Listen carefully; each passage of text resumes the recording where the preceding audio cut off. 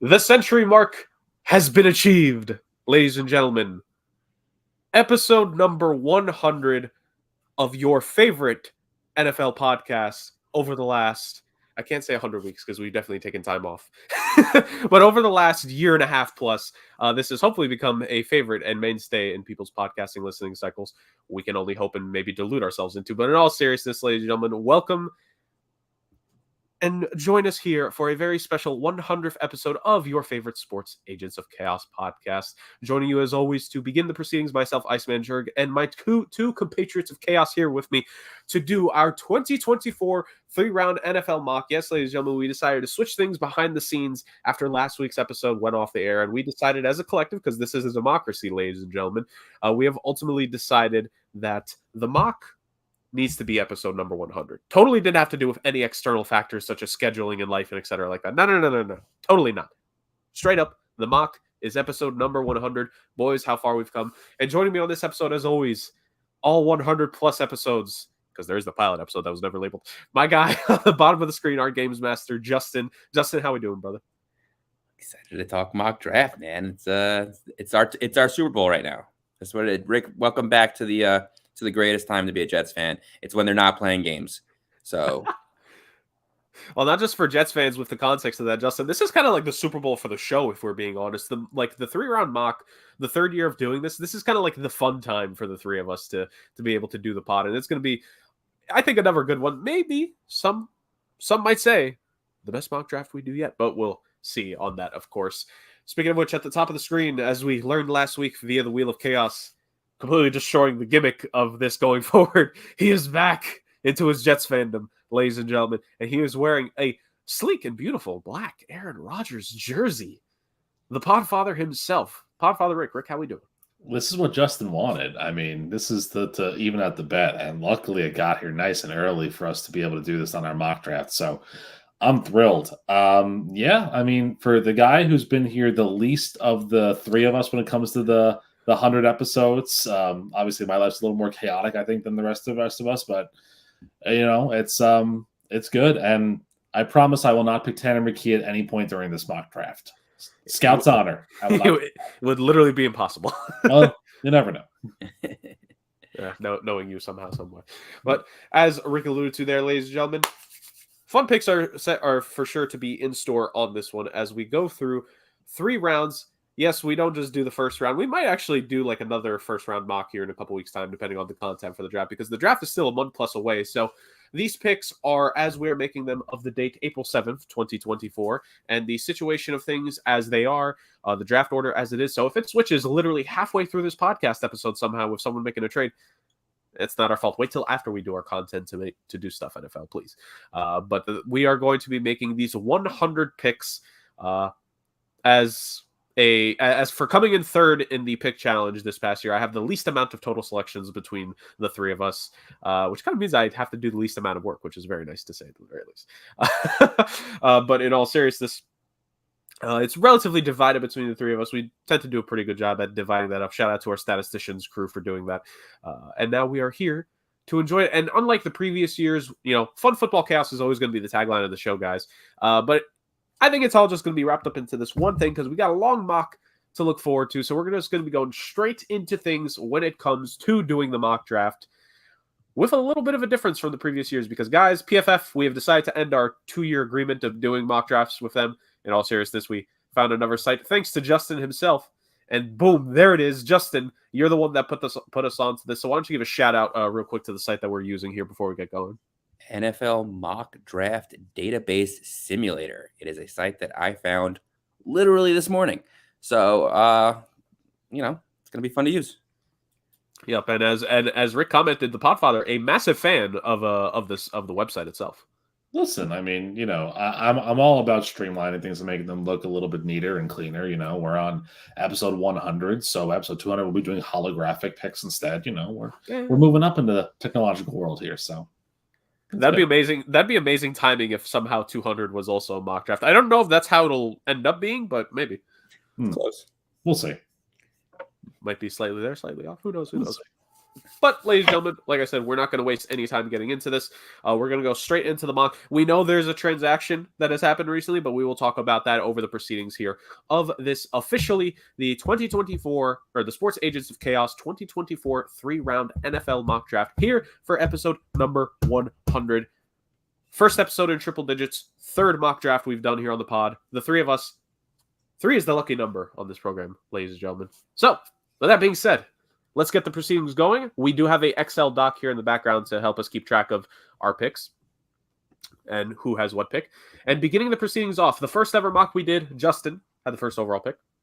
Last year's mock draft that we did, I had the first overall pick. So, ladies and gentlemen, it was only right, and shout out to our statisticians crew for making this decision. The Podfather will get the first overall pick. Who did we hire that I didn't know about, that I didn't agree to, that we have a statisticians crew now? Like, what is this all about? I did that on the side. Don't worry about it. So, that being said, Rick, officially speaking, you are on the clock. Well, I mean, this is a bit of an interesting one because the last 2 years, I believe we hit on the guys that should have been drafted number 1 that ended up not being drafted number 1. I think 2 years ago, if I recall, Justin, I believe you drafted Aiden Hutchinson first, and he should have been number 1. He was number 2. Conversely, Jurg, last year you picked C.J. Stroud first, and he was picked number 2. So this is an interesting one. I've gone kind of back and forth on the smoke of the nature of what I can do to kind of make this go a little crazier.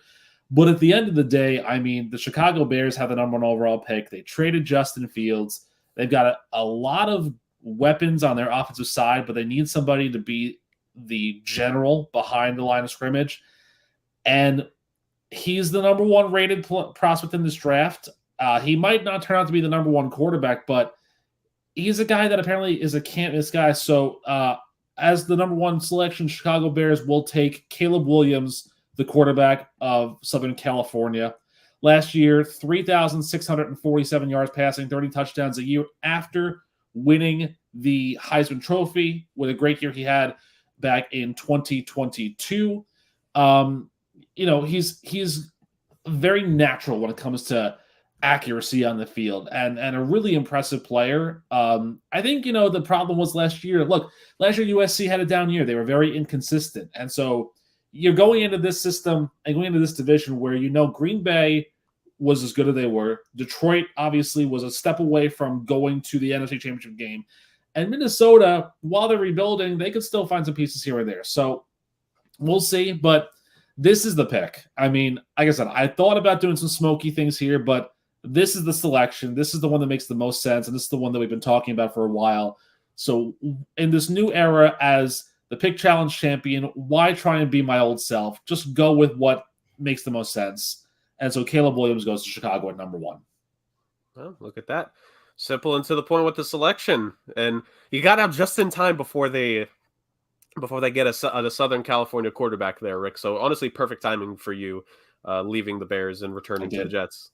Which I'm assuming Caleb still would have been the pick, whether Bears fan or not, of course. Well, obviously. I mean, I batted in my head about taking Marvin Harrison at the spot or J.J. McCarthy if I was still a Bears fan, but I'm not. So go have a Southern California quarterback because they do so well when they're drafted in the first round. Right, Mark Sanchez and Sam Darnold? I thought so.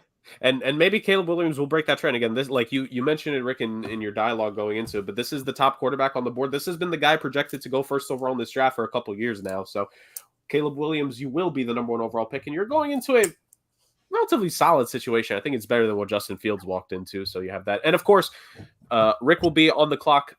I mean, he has multiple teams, so he'll be on the clock again very soon. But for the Bears itself, the Bears do have those 2 first-round picks because, again, this was not their pick. This was the Panthers' pick that goes to them. He'll be picking for the Bears again with their own pick here very shortly. But before we get to that, let's get a couple more selections in here, not just from Rick, but from Justin and I. Justin, you have the 2nd overall pick. You have the Washington Commanders, and you have all 6 of their picks in this draft in these 3 rounds. So it'll be fun to say the very least of what we're doing. Oh, yeah. And this is an interesting position because, I mean, obviously there's no trades in our mock draft. And this is where the quarterback room gets murky. I mean, everyone and their grandmother knows that Washington is going to go quarterback here. It just depends which quarterback you like. And, there's a lot of smoke about J.J. McCarthy. There's a lot of talk about Drake May, who has actually gone a little bit quieter through this draft process.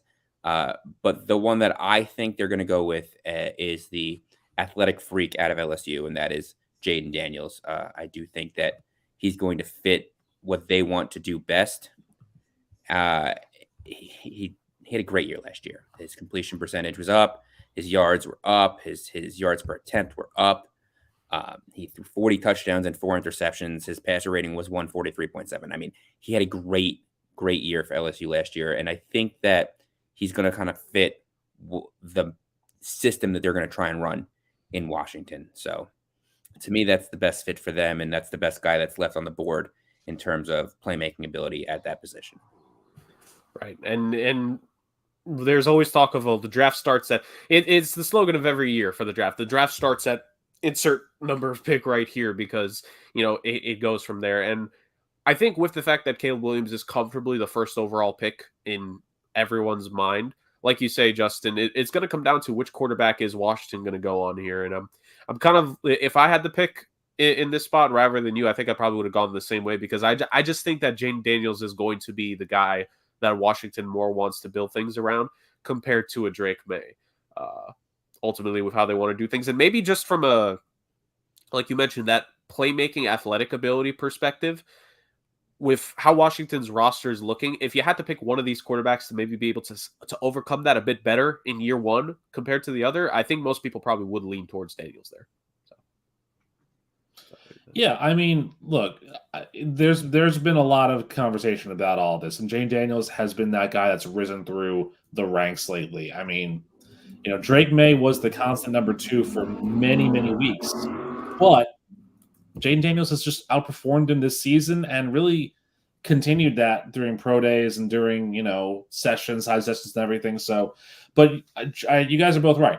He's the right fit for their system with Brian Robinson, with Jahan Dotson, with Terry McLaurin, with their, defense there. He's the guy. He's kind of like they're trying to rebuild RG3, I think. And he's kind of that mobile quarterback to be able to do that. But, let's hope the ankle holds up a little bit better than RG3's did or the knee or anything on the leg that RG3 had that was broken. Or also the elbow. What about the elbow? Well, there are a lot of things. RG3 had a lot of things. So that being said, let's move on to the third overall pick, and that belongs to the New England Patriots, who I am drafting for because now we once again have 2 Jets fans, so at least one of the division rivals needs to be neutral. I say that, though. Rick has 2 of the AFC East teams under his belt when it comes to picks. New England Patriots, I'm going to keep this one relatively short and simple. It's a new era in New England. It's a new time, and there's a lot that this roster does need to be fixed. I'm not going to deny that. I think the defense needs to be tweaked up a little bit. Not the secondary. The secondary is actually pretty good. They have 2 top flight corners already in tow. And while there need to be improvements made, I think in the front 7 especially, and of course aspects on offense, I don't think if you're the Patriots, you can afford to just have the subpar, and I mean subpar, play that you had at your signal callers last year, whether it was McCorkle or Rick's favorite late drafted quarterback the last few years, Bailey Zappi. You need to have a guy that has a higher upside, his base is probably higher than realistically what Mac Jones and Bailey Zappi's ceiling is for this kid that I'm about to draft. And you just need to bring some talent in there, and everything will follow through from that point on, right? I think that's the case because I think if they don't address quarterback here, Patriots, are me and Justin finally going to get a prediction right about a 3-win season happening here? Because I think the Patriots would be headed to that if they don't make this selection here. So that being said, the New England Patriots with 3rd overall pick, let's keep it simple. Drake May, quarterback, going to New England, and now they'll have their new, hopefully for the sake of the team, franchise signal caller going forward in that regard. And before we, there's analysis to be made before we continue. It's a pretty straightforward pick here, and I also have this pick, the 4th overall pick by the Arizona Cardinals. I'm not going to waste any time here. If Kyler Murray is in tow, we were talking, it's funny because this time last year we were talking about the concept of what Arizona could do, and if they're bad enough and they have 2 high first-round picks, they could completely reset the franchise, this, that, and the third. But Kyler Murray came back. He showed flashes, boys, and I think that's a big thing. He really showed some flashes for this team that the playmaking is still there. I personally have like Kyler Murray, I still think that ability is there. It's just like the team and the coach, especially. Let's be real here. Cliff Kingsbury was not a good NFL coach to be the head coach of everything. So that being said, how do you help a guy? Surround him with weapons. And they need some support right now because they traded a couple guys. They traded a wide receiver to the Falcons in the deal that nets them their new backup quarterback. The guy who I don't know if Hollywood Brown led the team in receiving yards last year, but if he did, he's gone. So your lead receiver is gone. And then that big trade that they made a couple years ago for Ertz, like Ertz isn't on the team anymore, long gone. So you need to get the skill position talent back there to help Kyler out. Give him a guy that can just make plays. Let's go Maserati Marvin Harrison Jr. with the 4th overall pick here. So my back-to-back selections, boys, Drake May for the Patriots and Marvin Harrison Jr. for the Cardinals.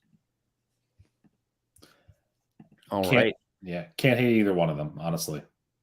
No, both make sense. And that's how I think that the draft will fall so far. I mean, there's a chance I think that the Patriots trade out there, but I wouldn't if I was them. They need to take the quarterback and they need to take the best one available. The only reason that you would trade out is if you really don't like the prospect that's there. And realistically, you probably get a decent haul at 3 for that trade. Yeah. And then I've been saying all along, everyone's talking about the Cardinals trading out. I don't see the Cardinals trading out there. I think that Marvin Harrison is exactly who they want. It's exactly who they need.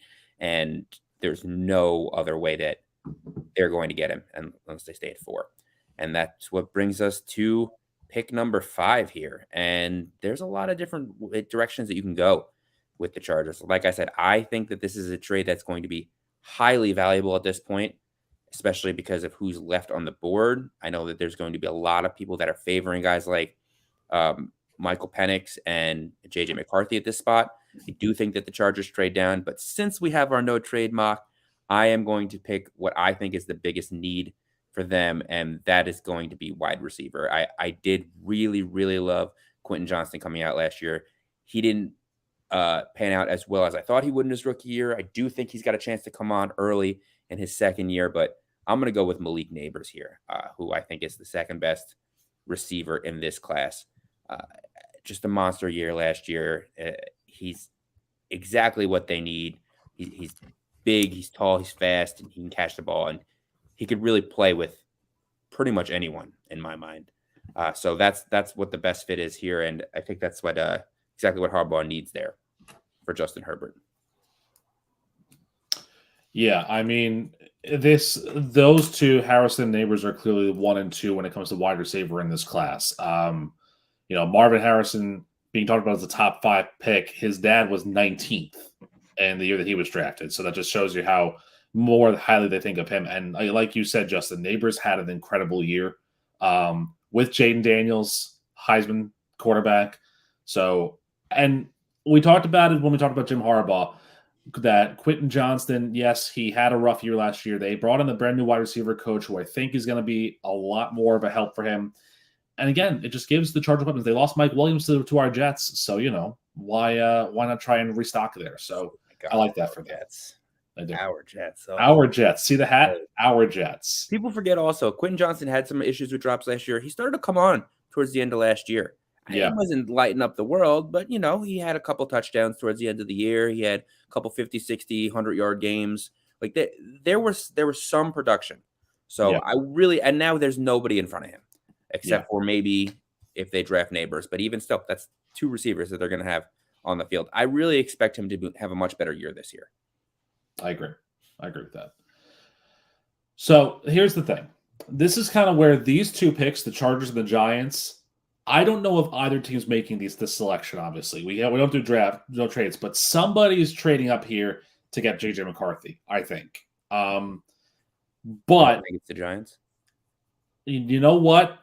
This is my thing. So I when we released the picks to each other, I did a lot of council work, and I did a lot of polling Giants fans that are around my general vicinity, because I live in a pretty good football town, and I live with a lot of good Giants fans. I was going to say, you have Giants fans in the family. And there's a lot of smoke with J.J. McCarthy, and I think it can be warranted because he's a good enough quarterback to maybe make some changes. But the thing about it is that I don't know if he's the answer for the Giants right now. I don't know if he will make them better, because there's another need that they have. And when I was doing my own little mock draft and kind of making my own little, ideas of what I wanted to do, I wrote this down for myself, kind of like how I did last year with if Young then Stroud or Stroud then Anderson, etc. I said, if either Harrison or Neighbors are on the board, you take one of them if you're the Giants. Maybe you take Rome Odunze, but, that's a if possible. But if neither Marvin Harrison or Malik Neighbors are on the board, you get the best tackle prospect you can get. They need a better offensive line here. And the safest play is a guy who is a mammoth. And that would be the offensive tackle out of Notre Dame, Joe Alt. I have him going to the Giants here at 6. This guy is 6'8", but he's got incredible flexibility in the three-point stance. And get this for him last year out of Notre Dame. 713 offensive snaps, 1 sack allowed. That's consistency that you want. That you wanted from Evan Neal.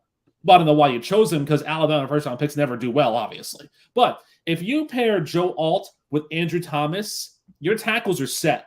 Bump Neal into the inside guard spot, and you've got 3 young, hungry, talented offensive linemen that you can work around. Like, it's not – it reminds you of a Dave Gettleman pick because it's the hog mollies. But at the same time, it's the pick that makes the most sense for them, because if you're going to give Daniel Jones a shot, or if you're going to have Drew Lock kind of be that guy in waiting, you need to have them at least stand upright in the pocket to throw the ball to a Darius Slayton, a Jalen Hyatt, a Devin Singletary out of the backfield, a Daniel Bellinger, if Waller's not retired, him. So I think the pick here is Joe Alt. I can see the Giants going wide receiver, but if he is there, you cannot pass up on Joe Alt. You literally can't pass him because he's 6'8" and 322. I mean, come on now. He's a mammoth. Yeah.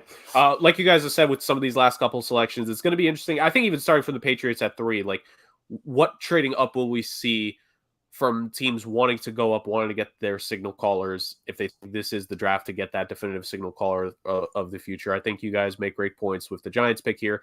And with, I think the Patriots pick, I know Justin was mentioning the idea that people were saying the Cardinals, but if the draft shakes up this way, like the Cardinals should keep that pick. I actually think there's a shot that the Patriots might end up trading down here when it comes to that. But as you guys have said, and as it just makes it simpler for us, no trades in this book, as we've done the last few years. Tradition, ladies and gentlemen. We keep tradition as stands. All right. Now, the 7th overall pick. Funny enough, the Tennessee Titans. Funnier enough, I'm making the selection. So shout out to our guy that ended up giving me the Titans pick. Clearly someone who knows the show and gets the show. Yeah. All right. I as much as I want to have fun with this and I want to just be a troll and be like, you know what, guys, they do need that Derrick Henry replacement. I'm not going to do that to them. So this is a interesting position. I will say this. Let me just definitively say first steal so far of the mock, because I was thinking to get Joe Alt there for Tennessee, because I think for the Titans, Skoronski, the first round pick last year, I think he played a majority, if not the entire season, basically at guard. Which I think is what we projected. Like, I think all the mocks I remember us reading last year, like it was saying like Skoronski may have been a tackle in CFB, but he was going to become a guard in the NFL due to things. And that's exactly what happened. So I do think the need is very much still there for them. And it's tempting because I think you have 2 guys here that it wouldn't surprise me if either of these 2 tackle out of Oregon State, Talisi, and the tackle out of Penn State, Fashanu, if one or if not both of them get drafted a little bit highly, because, offensive tackle, potential left tackle of the future for your team, that's at a premium, right? So part of me wants to make that selection because I think to an extent that's where Tennessee might go. Tennessee could also trade down if the guy that they want is not here. What I could see happening in this case, though, because again, no trades, and also Joe Alt is now off the board. Part of this, boys, is the influence of me thinking about real life. It's a different guy that's the head coach there now. It's a different mind. It's a different mindset for the Tennessee Titans, right?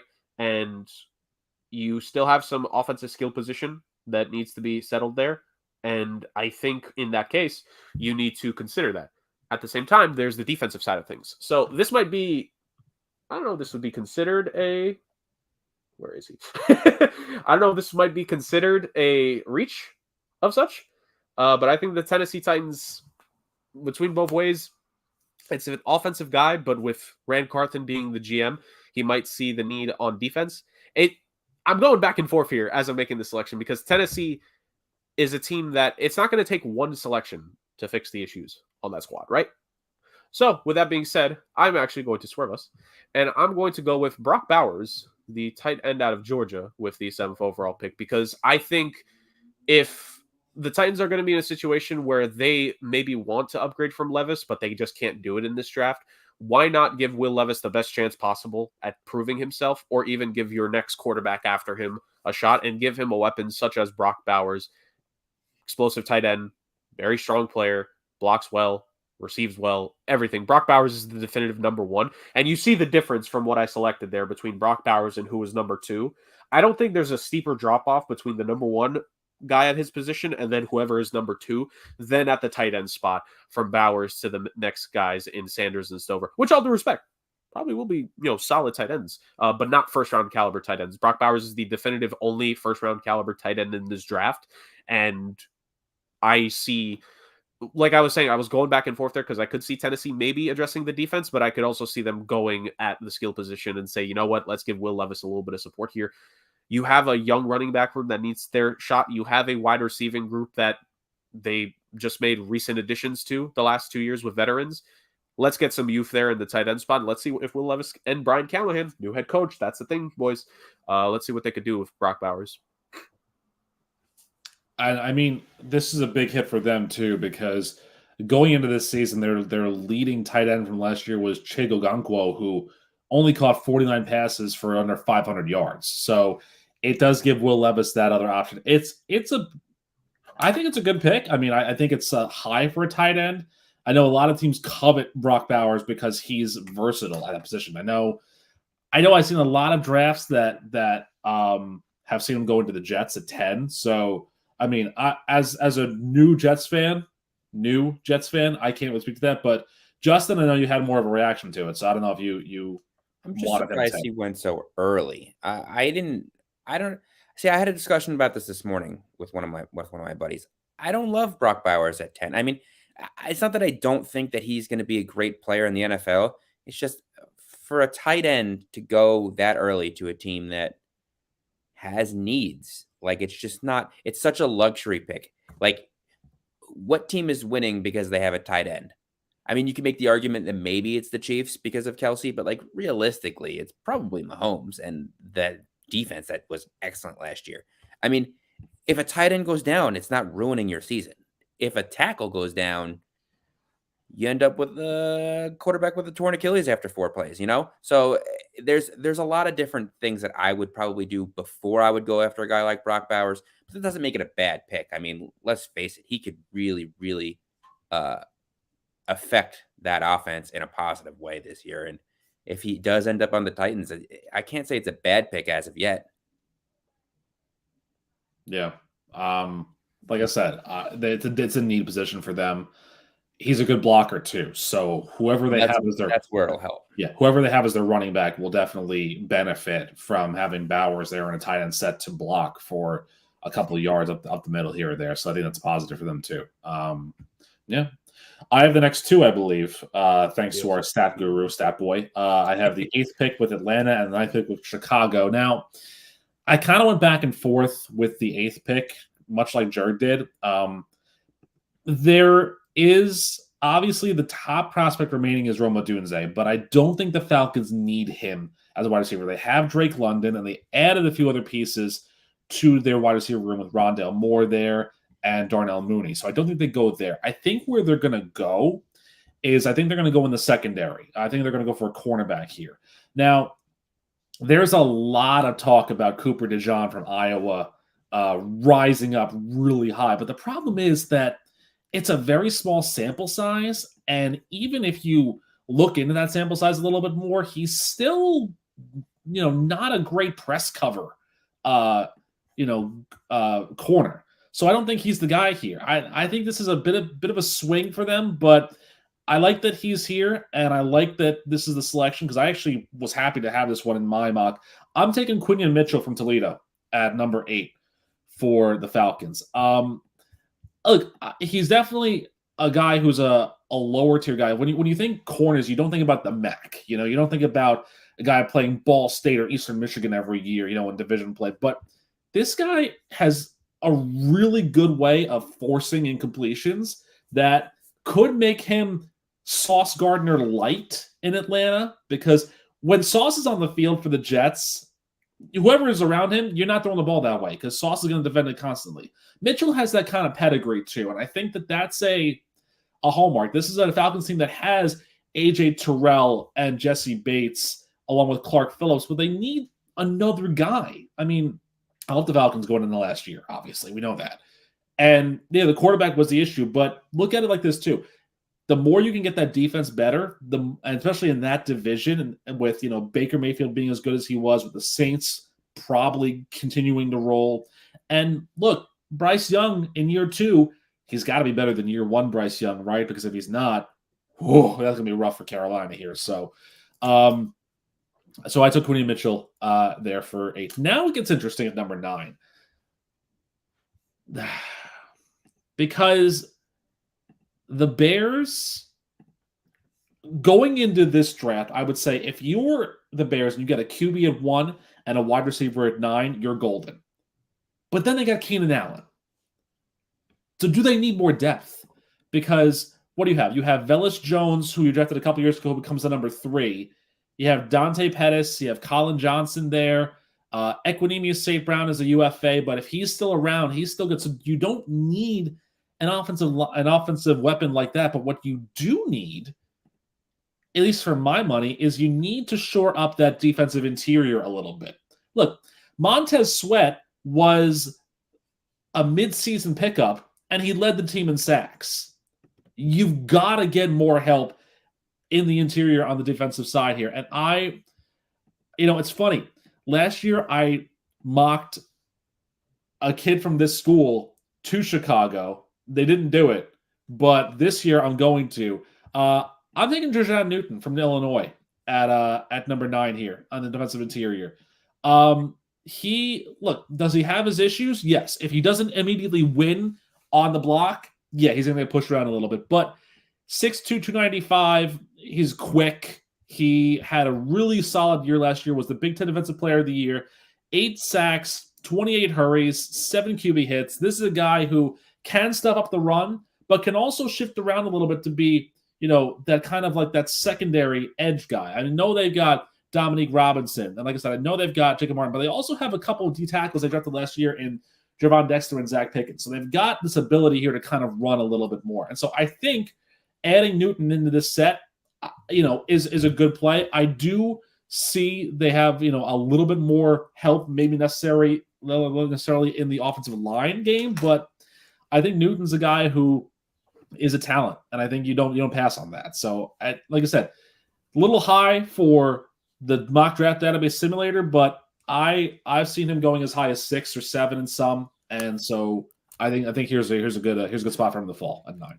Yeah, he could end up being the defensive tackle that rises up the boards a little bit this year and ends up making it into the later part of the top 10 or even just outside of it, depending with some of those teams there. I don't blame you for that. I probably would have leaned more towards offensive line because, you're going to get your quarterback now. You got to start protecting him. But you're the Chicago Bears. You can maybe do a little bit more with the other picks you have. I don't blame it. And then I think a great pick with the Falcons. I think the Falcons are set offensively. Like maybe some depth either way, but you could use your 3rd and 4th round picks on depth on the offense. Like your first 2 picks, if you're Atlanta, hit on that defense, get more high talented guys there. And you already have AJ Terrell as the number 1 corner. So you bring in a rookie. He doesn't have to shoulder that load immediately. So I think 2 pretty good picks right there, Rick. I'm not going to defiantly argue any of them. I think there's great logic behind both picks. So now it comes to Justin for our team. The 10th pick. Don't let me down, boy. And so I am actually fairly torn because, again, this is another pick that I don't necessarily know if the Jets actually make themselves. And there's a lot of different guys here that I think would be good fits for the Jets. I love Olu Fashanu out of Penn State. I think he's a big, strong tackle, but I don't necessarily know that they draft a tackle to have them sit back and, possibly just end up being a depth piece this year. That's what they did last year, and it didn't really work out for them at the edge position. It's the same reason that I'm probably not going to take Laiatu Latu, who I think would also be an excellent fit for the Jets. A big, strong defensive end who coming off 2nd year of double-digit sacks. He's just such a strong innate pass rusher. But there's another position that I think that they just need more depth on, and that's the wide receiver position. I know they picked up Mike Williams, but outside of Garrett Wilson, what consistent receiver do you have there? There's no one. Mike Williams hasn't played a full season in God knows how long. Alan Lazard last year was terrible. So now you have what, Xavier Gibson is your third, and I liked X coming out of last year, but he was a rookie and he didn't do much. He did more in the return game than he did on the receiver. Jason Brownlee, another young guy who was undrafted for them last year, didn't do much. And again, I understand the quarterback situation is what it was, but in my mind, the last time you had the 10th pick, you picked a superstar receiver, and there's a guy sitting in almost the exact same mold that will fit so well in your offense, and that's Rome Odunze. I mean, 6'3", just coming off of back-to-back 1,000-yard seasons, back-to-back 100 reception seasons, 13 touchdowns last year, 7 the year before. He's always averaged, his entire college career, he's always averaged double-digit yards per catch. I mean, he's a monster guy. He could play inside, he could play outside. You could switch him around. He could play in the slot. You could put Wilson in the slot, put him on the outside. There's just so much you could do with a guy like Rome Odunze on your squad. A lot of mock drafts don't have him lasting that long. It's a good fit for the Jets. So that's where I'll go. It is. I love this as a Jets fan, because again, you need that secondary option. And yeah, like you said, Mike Williams is here, but it's a 1-year deal. You get a Odunze at 10, it's a gold mine, because this is the guy who falls right into your lap. I mean, perfect selection there. I think it's going to be a good fit for him if he fought less 10, or if the Jets even move up potentially to get him, because you can probably convince one of the teams above you that to trade down, you'll still get your guy. I think Odunze is the right call here. Yeah, I don't blame it. And even just in general, wide receiver, like I know it would be a little bit of a reach considering the rankings here, but even if I was in your guys' position, I wouldn't say no to Brian Thomas Jr., even if the top 3 receivers are off the board at this point. Yeah. Because at the end of the day, the Jets need other young wide receivers there aside from Garrett Wilson. Like, they just don't have anyone. And it's the way the roster's been built. You have this first-round pick there. Boom. I'm not going to complain about that selection at all. I think that's a great pick right there. Boys, I'm not going to waste our time here, because now, granted, in real life, this pick might happen anyways, but it's going to happen with a trade-up, because we're expecting a bunch of different trade-ups here. This is going to be the draft where the top 10 could be completely different come draft night itself, and maybe even before. And if there is a little bit of movement here, I think there's a conversation that the three of us can have of maybe doing another mock, not a 3-round mock, but maybe just a first-round mock closer to the draft if the time permits, because in our first year, me and Justin did do a mock draft of just a 1-round mock before. So maybe more mock draft content coming soon. And I remember that you guys made a mess of that because you picked Jameson Williams at 10 just to spite me. I 100% did. Yes, you did. So with that being said, Minnesota Vikings, I'll keep it simple here. They made the trades here for a reason. These picks are here for a reason. It's going to be for this guy. It'll probably take both of these selections here at 11 and 23 to get him in real life. But in this mock draft that we're doing, they only need to use one of them. JJ McCarthy at the 11th overall pick. I've seen a lot of people compare him to Kirk Cousins, funny enough, now in recent pro player draft comparisons, with just a little bit more mobile. So it's funny that you're going to move on from current Kirk Cousins and say hello to maybe the new one for your franchise. But let's be real here. We know that they're going to go quarterback. Maybe they're going to be more aggressive in real life. Maybe JJ McCarthy isn't really the guy for them. But I think in this current way and the way that he has been shooting up the boards. Now, this is where kind of with my last couple selections here, I have to lean towards more what I think the team is going to do. And while I might not be the highest on JJ McCarthy, what's the quarterback room there in Minnesota right now? You need someone to throw it to Justin Jefferson if you're going to keep him happy and hope that he does re-sign with your team, because that's the number one goal for this organization right now, to get Justin Jefferson on a long-term deal. You need someone tangible throwing him the football. So that being said, I think JJ McCarthy is going to be the pick here at number 11. And, it's exactly what I'm thinking of as the guy picking for the Broncos, because this is another team that, they didn't make the same move that the Vikings did, but this is another team that is absolutely devoid at the quarterback position. Does anyone know who ESPN has as the starting quarterback without looking it up? Is it not Jarrett Stidham? It is Jarrett Stidham. Yes, and I believe the backup is Ben DiNucci. There we go. Hey. So it's just a matter of which quarterback I think they end up taking. I'm not going to lie. I think that they end up kind of moving a little bit more towards the guy with the experience, and that's going to be Bo Nix. Now, I was tempted to take Michael Penix with this pick just because of the arm talent. He had, great years, but I think that they're going to want to go. Sean Payton's going to want to go with a guy with a little more experience, a little more cerebral, a guy that's going to systematically take you down, almost a little Drew Brees-ish, in which he'll make the right plays for your offense at the right times, and he's not going to always be going over the top and doing all these things. That it's a reach. It is. Bo Nix is not traditionally what you would say is a first-round quarterback. But it's a quarterback that I think that they need, and I think will probably fit their system. And it's something that I think that Sean Payton would be happy to work on as a coach. Yeah, I don't disagree. I think the Broncos are probably gonna. They may not need to trade up if their guy's there. They may just stick it out at the pick as is and select their guy. And if that's the right call or not, TBD.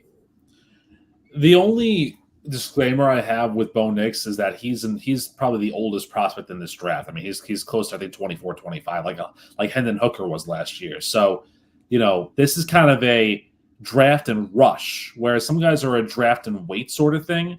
This is more of a draft and rush. Like if you're picking Bo Nix, you better have most of the team ready or closer to ready than you would. I don't know if that's true though. I mean, these quarterbacks are playing until 35.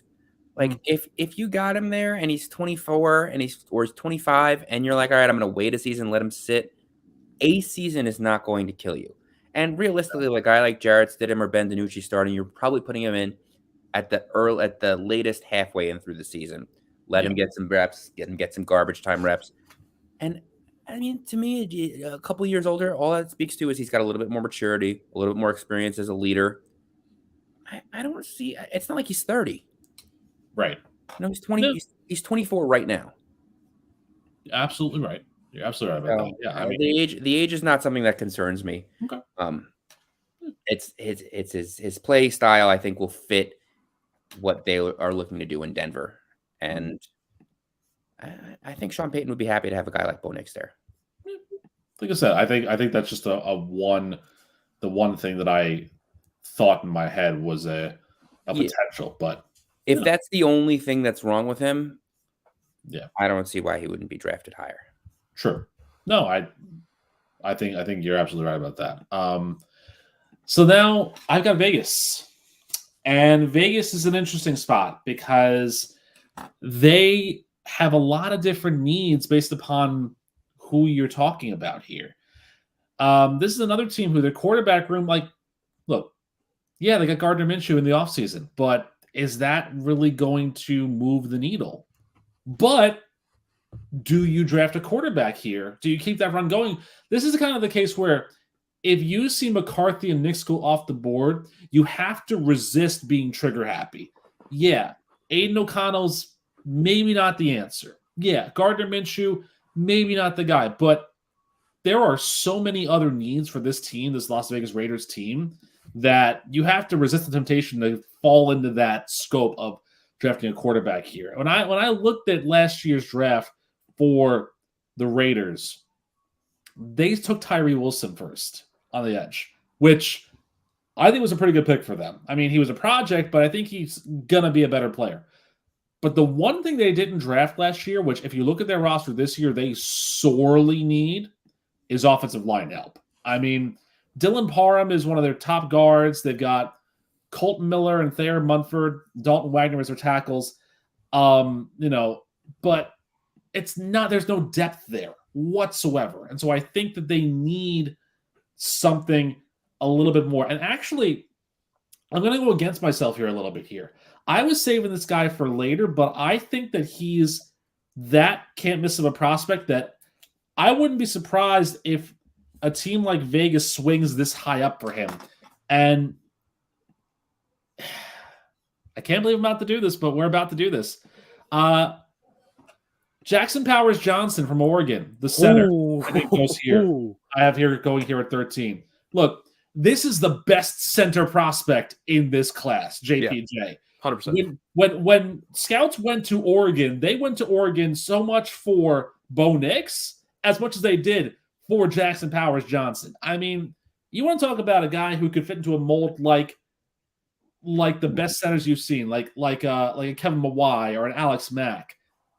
Is it high for him? Yeah. And again, I went against myself because I have Dallas 2 later, and Dallas would kill if JPJ fell to them because they need to replace Tyre Baianes so badly.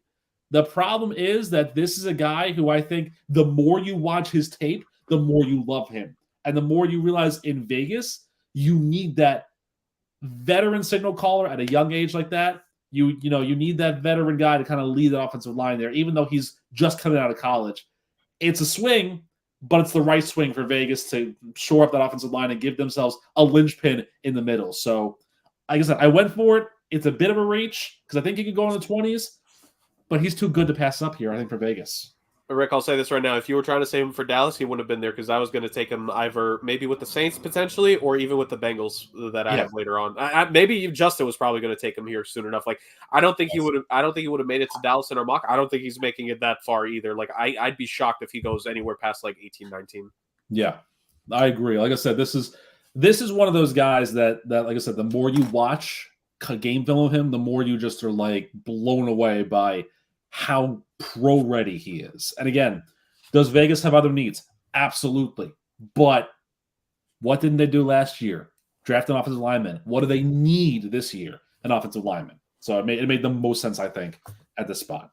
Yeah, I don't blame you. And like you said, best center in this class. Like depending on where you have Graham Barton from Duke ranked, like some people have him listed as center, some people have him listed as guard. I personally think he's more of a guard when it comes to the NFL. So if that is the case, I was mentioning Brock Bowers and the gulf between him and the next guy. I think Jackson Power Johnson was the next one where it's like it's him and whoever your number 2 center is. It's like there's a bit of a gap there. Yeah. So we'll see. But no, I don't blame the pick at all. So the New Orleans Saints here, and they are my next selection. Teams that I was really difficult on in 2023 for 600 here, Ken, because I was definitely difficult on the Saints going into the season. I don't think they deserve to finish second in the division technically, which they got to do, but they were able to do it, and they're obviously trying to push for more. Now, it's tough here with New Orleans because there's so many different ways that I could go with the selection because this team needs a lot in part because, good Lord above, they have had so many cap casualties over the last couple of years in terms of cutting guys or restructuring guys. Had to restructure a couple more contracts here in this offseason because I think they were the worst cap situation coming in again. But with the Saints here, honestly, I think that defense needs a little bit of a boost to it. I know you could maybe argue it should be the offense, but I'm going to see if any of the young receivers that they've drafted here in previous years can finally break through behind Chris Olave, because we know Chris Olave is the number 1 receiver on the squad.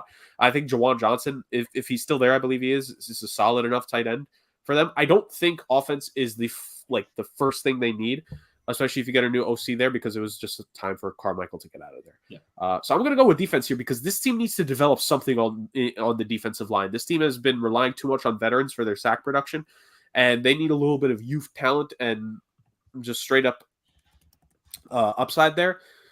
Give me Dallas Turner out of Bama for the Saints selection here. The kid has a lot of potential. I think he's not raw in terms of it's going to take a couple years. I think there's some things to fine tune, and I think a team like the Saints that have seen good pass rushers get there. Heck, Demario Davis was the second leading sack guy last year. He's not a pass rusher, of course. He's a linebacker. You put him next to a veteran like Cam Jordan there, and I think it could do wonders for him to learn under a guy like Cam Jordan for a year or so, get that knowledge, and then Dallas Turner will be the face of the Saints defensive line going forward into future seasons. It's tough. I was considering offensive line, probably Jack Powers, but I think Dallas Turner is a fine selection here, and I think he was probably going to go here in one of the next couple of picks if I wasn't making the pick here. So that's the way it goes. So the Colts next, Rick. Yeah, I mean, this is another interesting one because depending on what you look at and and who you talk to, a lot of Colts fans, and believe it or not, I have some of those in my extended family too, believe it or not, they do not quite know what this team is going to do. in this draft. They're not sure what Chris Ballard is going to do here because, there's talk about them drafting a bunch of positions and kind of making a surprise, but the Colts aren't really that team that surprises you with their draft picks in the first round. They're more of like a model of consistency, I would say. I mean, you knew they were drafting Anthony Richardson last year, and that's what they did. So they're more of a team that's not going to reach for somebody, I think. I think you have to resist temptation if you're Indianapolis here. Yes, you'd love to add more depth to your wide receiver room behind Pittman, Pierce, and Josh Downs, but you can get guys later on. Like you have the 46th pick. This is a pick that you have to shore up a spot where, to be fair, while you have a lot of guys in this room, you don't have a lot of playmakers in this room. And so I think for them, the call here is to go in the secondary. And I kind of batted around who I thought they were going to take here because there are two obvious red flags that I'm not sure if you can see in the cornerback room. One of them is the first guy up there. Yeah. Mm-hmm, yeah. But the honest truth, I like Nate Wiggins a lot more than I like Terry and Arnold or Kool-Aid McKinstry or even Cooper DeJean. Like Nate Wiggins has that 6'2" mold. They drafted Julius Brents last year, who's a similar player.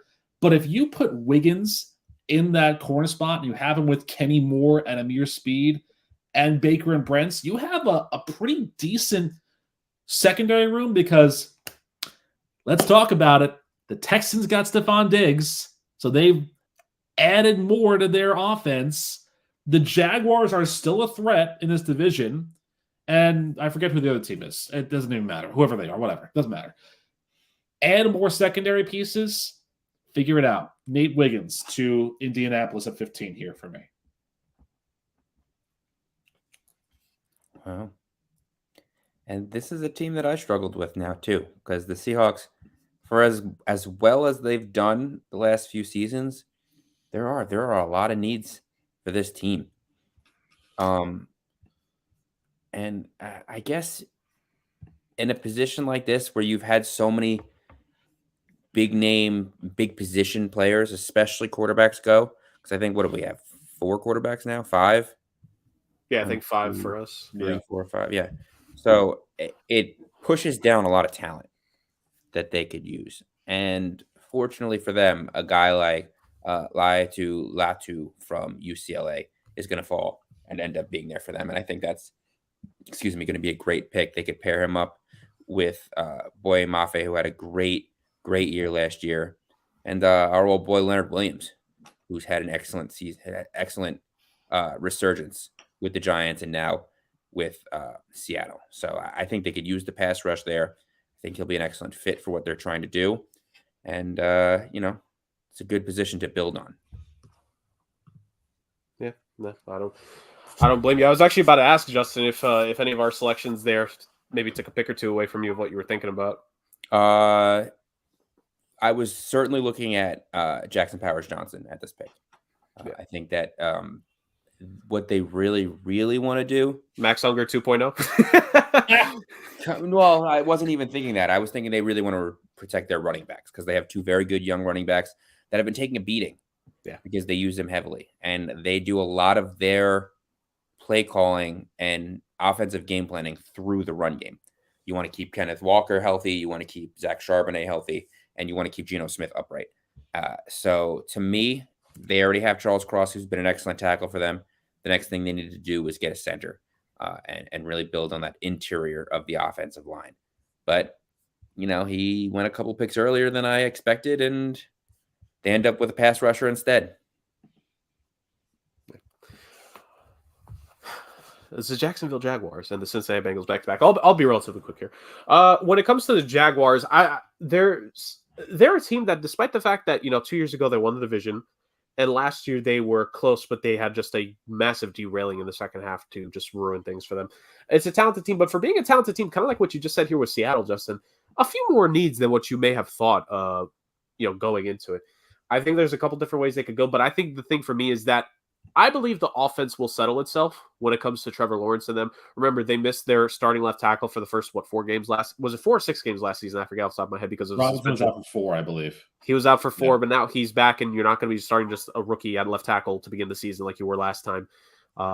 You got Morse as the center there on a 2-year deal as a veteran. I think the offensive line is fine in Jacksonville. That's something that maybe you could address with the 2nd or the 3rd round pick, I think, for depth purposes on this team. I think it's got to be the defense that they go. And I'm kind of torn because they did add a little bit on the defensive line in this free agency. Nothing big, nothing flashy with Eric Armstead, just like a veteran there who could help out. And you're hoping that Travon Walker, with as good of a season as he had, and he did a lot better in year 2 as opposed to year 1. He put up 10 sacks last season. So you're hoping he can continue that and support Josh Allen. So if you're going to have Josh Allen and Travon Walker being your top 2 guys, like you need someone there to help get the attention of the interior here. And I think for this team, I know it's tricky because the last time Jaguars won defensive tackle, it maybe necessarily didn't go the best for them, but I see Byron Murphy there for this team. And I think if you're Jacksonville, you're going to lose a shot at getting a good interior defensive lineman if you don't go with that early here. So with the Jaguars pick, I'm going to go with Byron Murphy out of the University of Texas here. I think that's the way you have to go.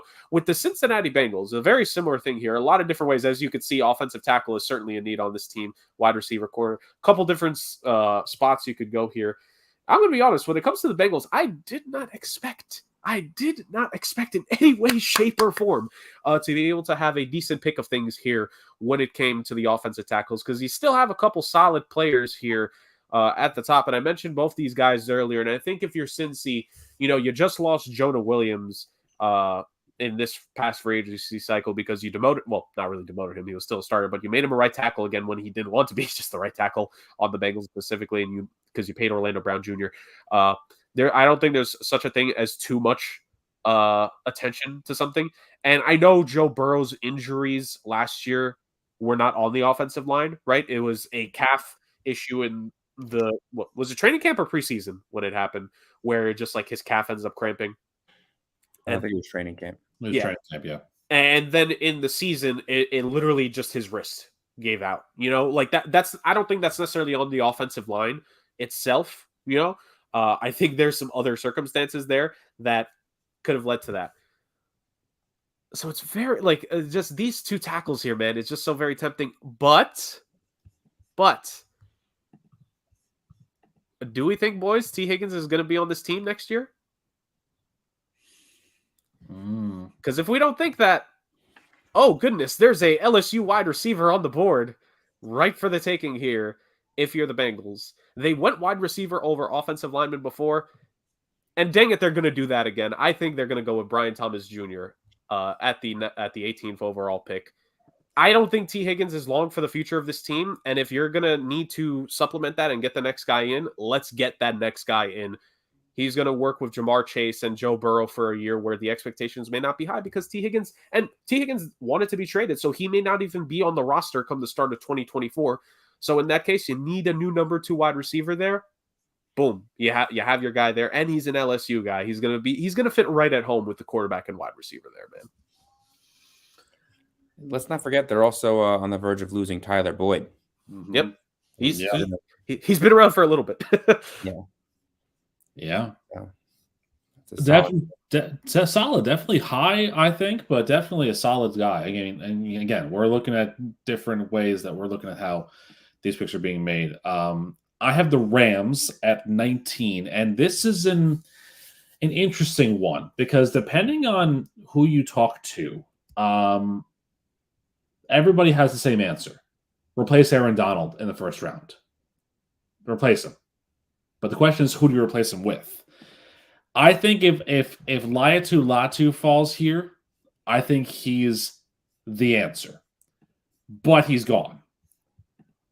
I think that the guy you want at this spot is Jared Verse out of Florida State.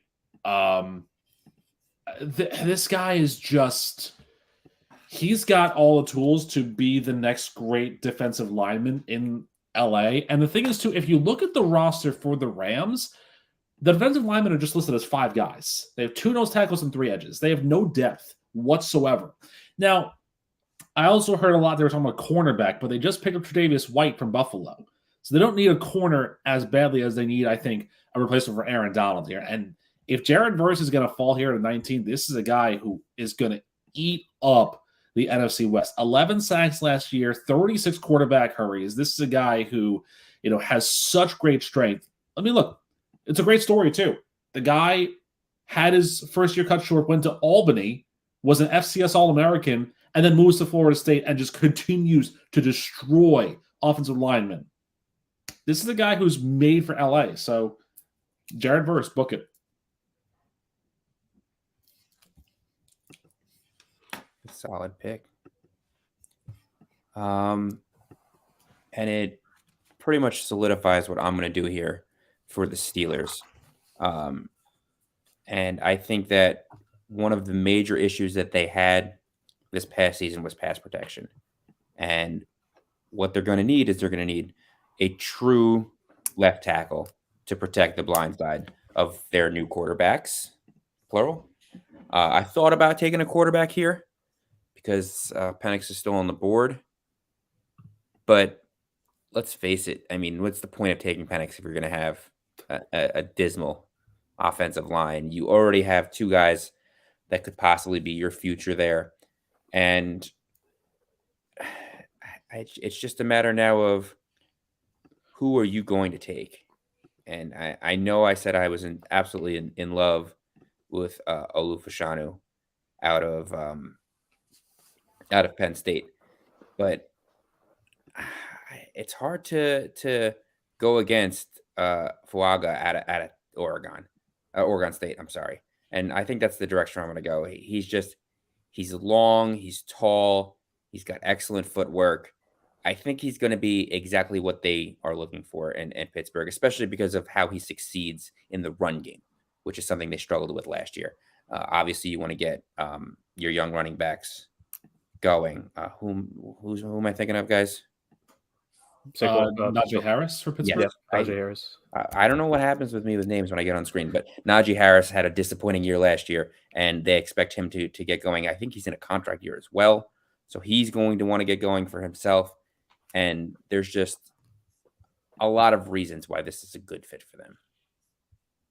Yeah, I think this is where we're going to start to have a little bit of a run on offensive linemen, because that's the direction I'm going in with Miami here as well too. I was tempted to go Olufashanu here, but I think there's a little bit more of an aggression in Troy Fautano out of Washington that I like for Miami in this situation. Like, Troy Fautano plays like Taylor Lewan used to play for the Titans. Like, he was mean. He would bully you around. And I think that's what Miami is, because they don't need a guy who's going to, block for 5, 6, 7 seconds, because Tua's not going to be in the pocket for that long. And if he is, you're in trouble. So I think they need a guy who's going to just be aggressive from the word go to get things moving. So I have Fautano going here for Miami. I was thinking about Amarius Mims because I wasn't thinking J.C. Latham, but Fautano's the answer for me in the spot. Well, apologies about that run, because it's going to stop here, because I don't know if this team necessarily needs to focus on offensive line. I mean, Jason Kelsey's gone. Oh, come on now. Cam Jurgens is going to take over instead for that. Yeah, whatever, fine. Exactly. Hey, don't disrespect that surname. So that being said, Philadelphia Eagles, you could go in a couple different spots here with this team. Like, you're talented and you have guys there, but you just need to build that up a little bit more there. So there's a couple different spots you could go, but I think, that secondary is starting to get a little bit up there in age. You got to bring a guy in here. The expectation is not going to be on him to go right away. A great value of a guy who's, as on this site, is personally projected to be a top half of the first round guy. You get him later in the first round. That's a pretty good pick there. So I have Terrion Arnold going to the Philadelphia Eagles with this pick. And then the Minnesota Vikings is when you can start to talk about the offensive line situation again. I feel like their tackle situation is solid, but then are you worried about, this team cut so many guys last year? Is there going to be another round of cuts coming in the future? Are they a Fortune 500 company that are just slashing people out, despite the fact that they probably need some employees there, to say the very least? So with that being said, Minnesota could go in a couple different directions here. And I think offensive line is probably a good shout to go to.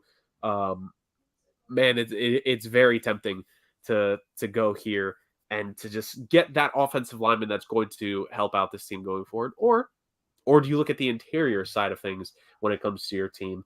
And I actually think it's going to be the interior because, again, you hopefully have Justin Jefferson there in the future. I think your tackle spot is good, right? Like, is there who's the guy that they drafted a couple years ago? They had Darisaw, right? They drafted Darisaw a couple years ago. They have Darisaw, they have Bradbury too, I believe, as well. And O'Neal, I think, is the other tackle there. Yeah. So, offensive line, you're actually in a relatively good spot here. But when you consider, you look at the rest of the needs and you look at if we just go best talent available overall on the board right now, it's offensive lineman and then it's a corner. So if you're kind of Minnesota here, you're in an interesting situation where you can go in a couple different directions here, which is why I'm about to swerve all of us. Because despite all the talk I've been doing, what is one thing this team does not have depth-wise? Boys, who's wide receiver number 2 for the Minnesota Vikings this season? Oh, boy. Yeah, exactly. Jordan Addison. Yeah, Jordan Addison. Okay, all right. To be fair, Jordan Addison is there, but I could see a world where they maybe want to go after one of these receivers here. But ultimately, I'm going to go with Graham Barton because I think you need the interior to be as beefed up and as good as possible to support a running game. And if you need Aaron Jones, boom. You could say it's a luxury of a pick. You could say it's not needed, but why not just get younger if that's the position you're going to go? I mean, I could have said if you had gone, who's Dallas's wide receiver 3? I would have said N'Keal Harry, and then you would have made a pick, obviously, because Yeah, if you had said somebody else, I'm like, who's better than N'Keal Harry? Literally everybody. Who's better than N'Keal Harry? Take your pick. There's a lot of receivers. So now we get to Dallas, and like I said, Jackson Powers Johnson was the guy, but he's obviously gone because I smartly picked him before any of you could. So they lost Tyron Smith. They lost Tyler Biadasz. So you think they need help on the offensive line. Obviously they do. But is that the pick that a Jerry Jones-led Cowboys team would make here? Oh, boy. I don't necessarily know if it is. Because JPJ is obviously number 1. But I had 2 backup plans for them. I had Byron Murphy, who is obviously also gone. And then I had something interesting, I think. Because they also lost a couple guys who they could replace with this one. One to, did he retire? Or is he just not on a team? He's not on a team. And one to a division rival. Gentlemen, this is probably going to be our first big swerve. At number 24, Dallas drinks the Kool-Aid. Oh. Okay. Kool-Aid McKinstry, the cornerback from Alabama, goes to the Cowboys here. They do need secondary help as well because they lost Gilmore, they lost Igbenogany, they lost Curse. They've got Deron Bland, sure, but again, Deron Bland's not going to return 9 interceptions for a touchdown every single year. And why not? Because that's just not how it works in the NFL. Because he's going to start getting burned. Exactly.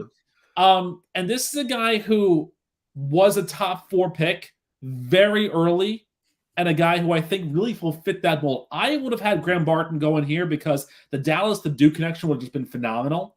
But because that got stolen, I think that it's not the right pick, but I think it's the pick they're going to make because I think they like McKinstry enough to make it make sense for them. Are there other needs? Absolutely. But this is a team that I think they have other picks later on. They'll be able to kind of maneuver and finagle. And I think if you went with a center here, if JPJ is gone, it's too high of a value. I think if Zach Frazier or Cooper Beebe went up here, it's too high for where their ceiling is. I could see them going to their next pick in the 50s. And if not, you have other options that are there too. So I think this is the way you go. You get a quality talent in McKinstry here. And I have the next pick as well, which is the Packers. Okay. So my big thing with Green Bay going into this, it's funny that Dallas has the pick right before Green Bay, who knocked them out of the playoffs last year. It's phenomenal. My thing here with the Packers is that look at who you've lost in a number of different areas. You've lost Bakhtiari. You lost John Runyon to the Giants, obviously. So I think offensive line here is the way to go. The the luxury here for the Packers is that you have 5 picks in our 3 rounds, so you can kind of play around with your final 4, but you got to hit here. And here, for me, is where Olu Fashanu of Penn State falls.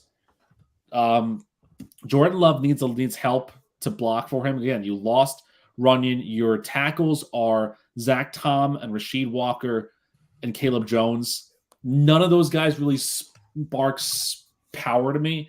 And if you're going to have Jordan Love be your guy for the foreseeable future, you need a strong left tackle. Olu Fashanu is that guy. I think Green Bay is thrilled that he falls to this position at number 25. Yeah, I don't blame you. And you had to cut Bakhtiari after years of just him not being able to get back into form. So you need that young offensive tackle to be the. Have our Jets picked him up yet, Justin Bakhtiari? No, not yet. Okay, well they will eventually. Give it time. He's got to pass physical here. Maybe slip a couple of dollars to the Jets position here. Yeah. So that being said, completely joking by the way, NFL. Justin, you are making the Tampa Bay Buccaneers pick here. But any thoughts on Rick's picks before you make your own? Yeah. I mean, I like them both. I think Kool-Aid McKinstry is actually a fantastic pick in Dallas. I think he fits exactly what they need. I do expect Diggs to come back a little healthier, and hopefully, but they had some issues the last few years. It was either big play or big stop, and that was it. That was the only 2 possibilities for Dallas, and I think Kool-Aid will bring in some consistency in that secondary, which is something that they've been missing. I think really the only thing they've been missing, because they have some solid players back there. So I think it's a great pick for them. And he's right; they needed it. They need to protect Jordan Love. He spent a lot of time on his back last year. A lot of Packers were injured last year due to injury, and their running backs took an absolute beating. So it's a solid fit for both teams. Which brings me to the Bucks, and I'm not gonna lie, I didn't expect this guy to be here, and I think it's going to be another solid fit. This is where the Bucks will sit back and let the best player available come to them, and that's going to be the top cornerback left on the board, and that's Cooper DeJean out of Iowa. He's an excellent coverage guy for them on arguably the best defense in the country. And excuse me. And it's just a great fit, and it's a major need for them. They've been having secondary issues for a long time now. Their defense has always been solid, but if there was a hole in that defense, it was in the secondary, and it was in their coverage guys. And I think Cooper DeJean will be an excellent fit for them there. Not gonna lie, I was considering picking him. I was very much considering taking him with the Cardinals pick there, because as transition, I have the Cardinals with my pick. Defense is probably going to be the way to go, because they actually have a good offensive line. I mentioned Jonah Williams earlier with the Bengals. He is on the Arizona Cardinals now, and combining him and Paris Johnson Jr. there for the Cardinals, great picks. But the Cooper DeJean thing, like you mentioned, Justin, I think Tampa's in a very interesting situation here, where I think they are definitively that team in a spot where they could go with best player available here, and they don't need to worry about a thing ultimately, right? Like, it's like you have a luxury of things because you did better than what was expected of you last year, and now going into things this year, you have a number of options available for you. So that being said, speaking of a number of options, I have the Cardinals here, and like I was just mentioning, this team could go in a couple of different spots here, because there's needs to be had on this squad, whether it be, it's all going to be in the defense. Is just a matter of that. Now,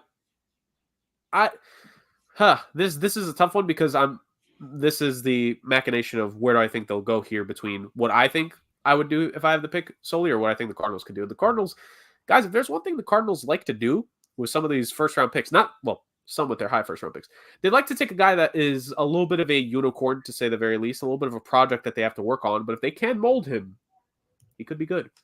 Now, some of these guys have found success after they left Arizona. Hassan Reddick, to me, is the example.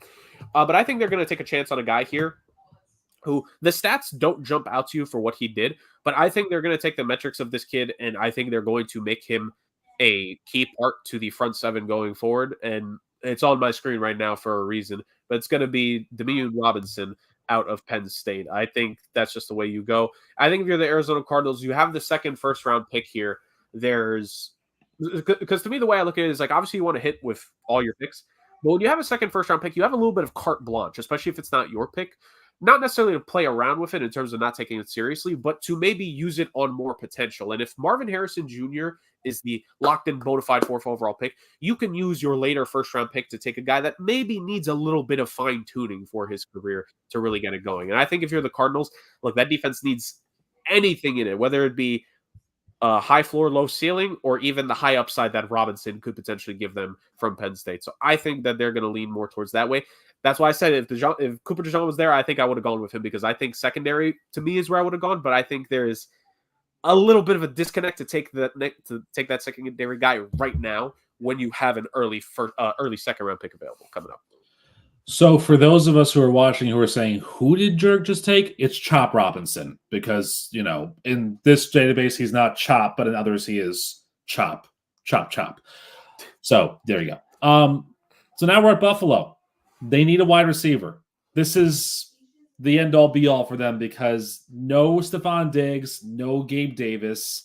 They have KJ Hamler and Mac Hollins, but those don't exactly instill confidence in you there to be your wide receiver one. You need a new wide receiver one for Josh Allen here. And so that's kind of where the question's going to come to. What wide receiver are you taking? Because a lot of people like Adonai Mitchell. I got to be honest with you, I don't like him. I don't think that, he's probably a nice kid, don't get me wrong, but I don't like him as a prospect in this mold here. I think that Ladd McConkey would be the fit if they didn't have so many gadget receivers. They've got Khalil Shakir as well. They've got other guys who are up and under. They just picked up Curtis Samuel and Andy Isabella. They've got a lot of up and under guys. I think for them, and this is going to be a bit of a reach in the mock draft database simulator, but I think the right guy here for them is Troy Franklin out of Oregon. I think that when you look at his numbers last year in Bo Nix's offense, 81 catches, he was targeted 114 times, so he found ways to get open, or he was the number one guy for almost 1,400 yards and 14 touchdowns. This is a guy who's, very smooth all around. He's got great vertical, really, really solid numbers.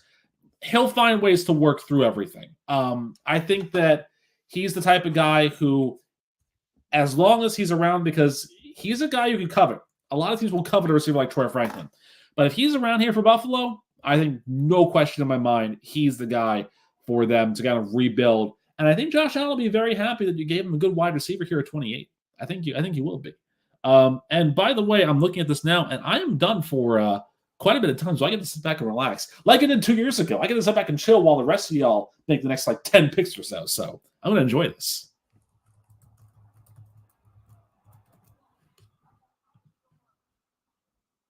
Justin, you're muted. Yeah, that makes sense.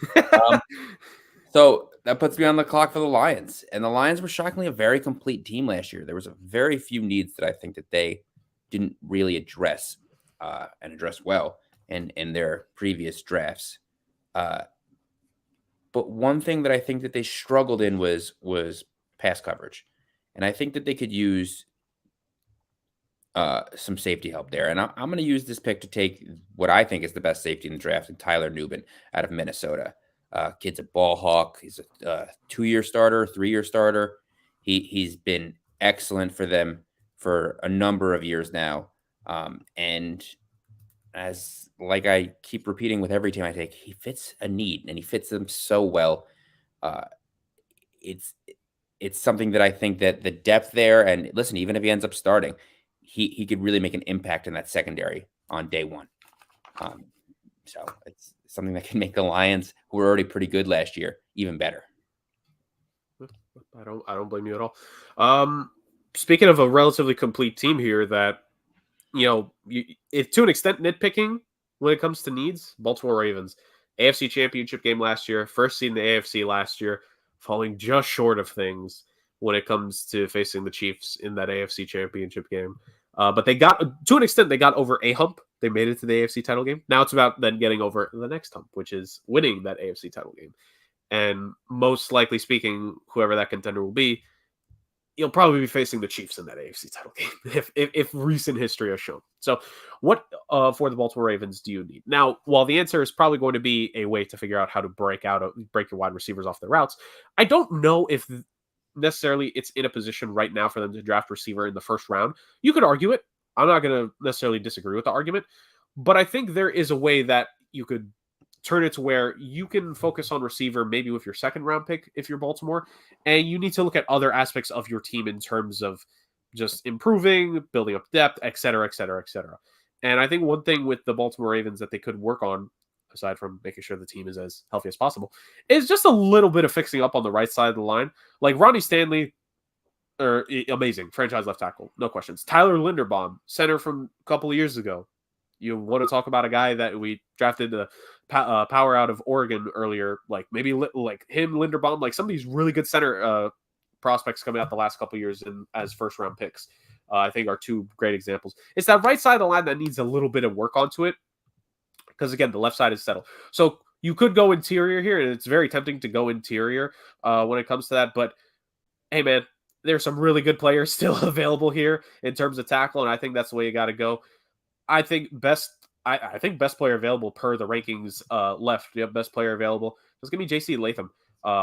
Can handle being on the right side of the line. Might have to he's listed as tackle. Will he maybe need to go into guard more so? If they need to, I don't think that's the worst thing because he can also play, right guard, right tackle, however it needs to go. You'll have all of training camp. You'll have all the offseason to prep the kid for it. But either way, I think he's going to slot in and start on the right side of the line for this Baltimore team in relatively short order because I even looked at some comments made by, well, I don't know if it was Harbaugh recently or someone when it comes to breaking down the Ravens. And they said that I don't want to say open is the proper word, but there's competition to be had for the other offensive starting line spots, right? And there's a guy, Patrick McCarry, who I think he's going to be starting on that team, whether it be as one of the guard spots. I've seen him listed as the right tackle. I don't know. So why not get a guy, fill in one of the positions you need, and that's just to fill out and be confident in your offensive line going forward, going into 2024, when you're hoping to maybe somehow, by a chance, knock out the Chiefs. And I don't know if anyone knows this. The Chiefs have really good defense now because they've re-signed Chris Jones, and whatever role this kid's going to be playing, whether it be in the interior to help stop Jones or on the exterior as the right tackle to have to deal with one of the edge rushers that'll benefit from Chris Jones, you need some more talent there. You need some more depth. So give me Latham with that selection. Interesting. And now, continuing tradition, ladies and gentlemen. In each of the first two mocks, Rick and I had the last two picks made. I think last year was Rick with the infamous Tanner McKee selection, and the year before that was me. So Justin joins that. Look at that, full circle. Better long-term booking than AEW, ladies and gentlemen. That's what we have here. So Justin gets the last two picks of our first round of this 3-round mock here. And I am not exactly sure where I want to do with this. This is an interesting pick to me because, again, there's not a lot of needs to me on this team, which allows them to be, sort of a luxury team here. And I think I'm going to exercise that luxury, and I'm going to go with Adonai Mitchell out of Texas. I think that the 49ers have been lacking a big end zone target. I understand what I'm saying because they do have guys like George Kittle and Brandon Ayuk and Deebo Samuel and these touchdown machines, but they don't have a guy that's going up over the top. At least not one that's on the field consistently. They might end up without Brandon Ayuk after this year. And I just think a 6'4" touchdown scorer like Adonai Mitchell really, really brings home a lot for this team. I think that this will be a real major fit for them and can make Brock Purdy better than what he's been so far, which is something that's, hard to say for a guy who was the last overall pick in his draft year. And now for the Chiefs, even though they won, they're a team with glaring needs. Yep. And someone that I have loved throughout his entire college career and his entire draft process, even though he's been extremely quiet, Keon Coleman out of Florida State. 6'4", 215. The dude makes mind-boggling catches. I think he's an excellent fit to put in there with Patrick Mahomes. There's not a lot of bad I could say about this kid. I think he's going to be an excellent fit there, and I think it's a major, major need for Kansas City.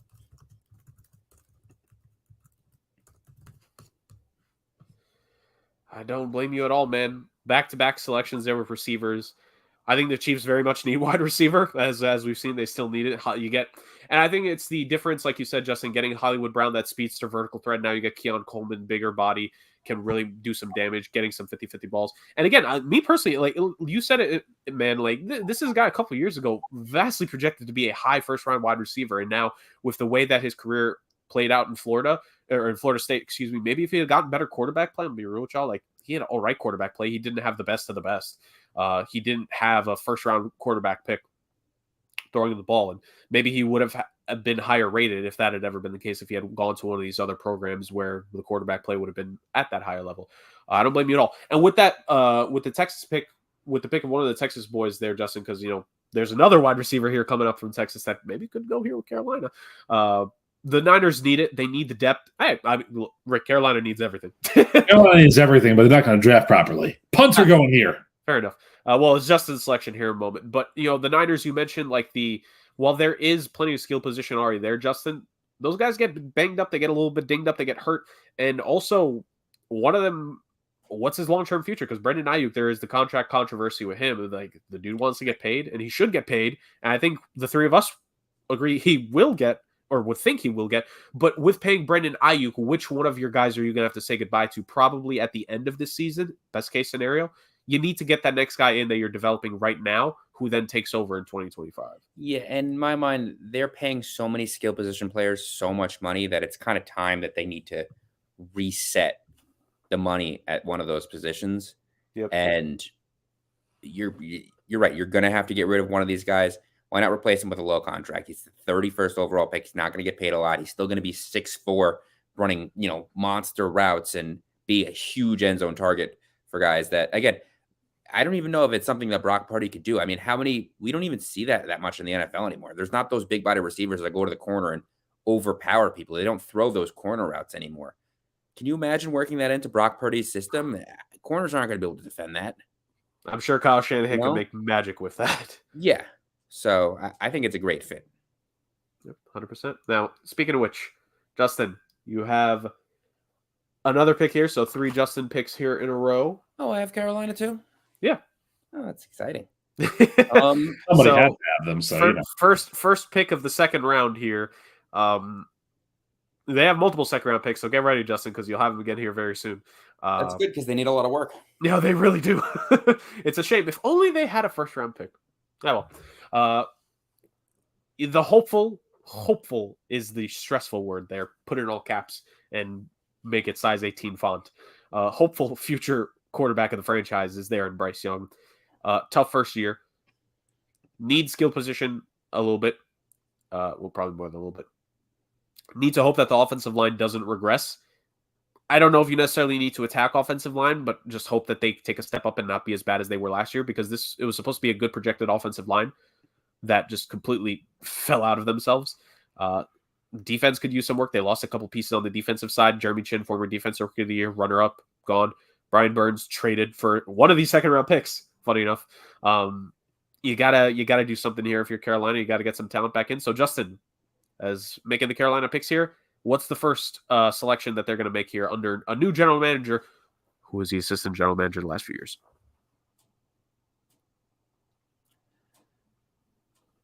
You know, like I said, there's a lot of needs.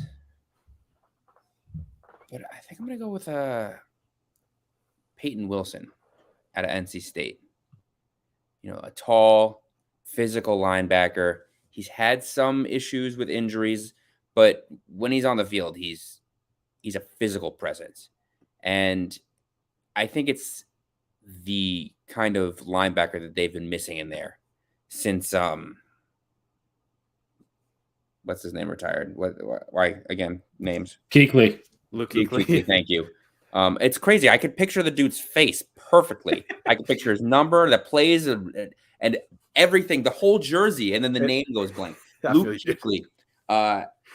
So I think that that's an excellent fit for them, and I think that's a hard-nosed player that they've been missing, and it'll set the tone on defense. There's a lot of needs on offense, and we'll get to them shortly, but I think there's a little bit more depth in those positions, and this is a guy that I think can come in and set a tone right from the beginning, and I expect him to do that if the Carolina Panthers draft him. Right. Hey, I'll say this. That right there was a little bit of a swipe because I know that it's saying more offensive stuff for the Patriots, but I think the Patriots are going to be taking a look at Wilson with their second-round pick as well because that a former linebacker as now your head coach being part of taking a new linebacker to be a centerpiece for your team, that right there. So Justin still in the hearts of the Patriots right there with that one. So as I look at it, I probably will end up going offensive line here. So now it's just going to be a question of which offensive lineman do I think of taking? And man, like Zach Frazier's there, he's gonna go here soon enough. But I don't know if I'd necessarily take him here. I think they need to go offensive tackle, and I think again, just go straight up best player available, Amarius Mims out of Georgia. You're not going to convince me that an offensive lineman or a defensive lineman doesn't have a chance, especially offensive line. You can't convince me that an SEC offensive lineman can't have a chance at success right away because you're going against some of the best talent. I said SEC. I said the whole conference, Rick, not a school. So calm yourself there. Just making sure.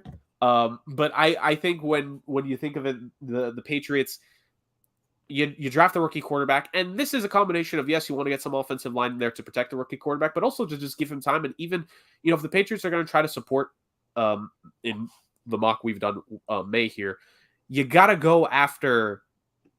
Or excuse me, not go after, but you got to have a balance on offense to where May has some support there, and they have veteran wide receivers there. It's not the greatest wide receiver room, but they have veterans there that should be fine. They could get the job done, and a decent running back room that a game or two they could carry you to victory, right? I think offensive line here to help things out is going to be a big one. So that is what I am doing here. So with that being said, my next pick here. Arizona Cardinals, the guy that I wanted to pick is still there. I wanted to hit on corner with them. I thought it was going to be a little bit too early with the late first, but now I get it here with the early second-round pick. I love the potential of this kid out of Missouri. I think he's going to be great. Ennis Rakestraw Jr. Out of Missouri.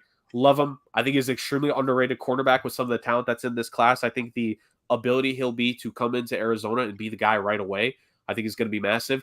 They need secondary help there because name a secondary member aside from Budda Baker there.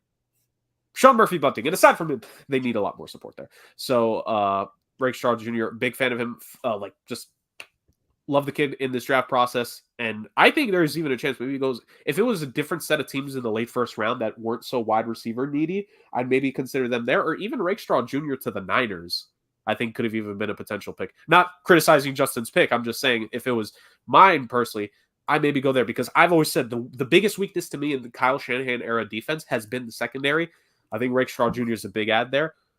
But like I said, I didn't disagree with Justin's pick there, and I don't think you could disagree with this pick right there. So instead of game planning with him, you game plan against Rakestraw Jr. going forward if you're San Francisco here. So with that being said, Rick is still on vacation here for another couple selections. A good bit. Oh my good God. So Justin, Justin, let's speed this up so we could get that image off the screen here. Okay, no, there we go. But Justin, in all seriousness, you got a couple Washington Commanders picks coming up here. Here is the first one with 36. So we went quarterback early, but there's still a lot of needs along this offense. And one of them is going to be, how are we going to protect this quarterback? How are we going to protect our running backs? Because they did just sign Austin Eckler. And they still have Brian Robinson Jr. I remember the name. So with that in mind, I'm thinking offensive line. And the question is, which offensive lineman am I going to take? And I'm looking at Tyler Guyton out of Oklahoma. The Sooner has been an excellent starter for them. He's a highly ranked player.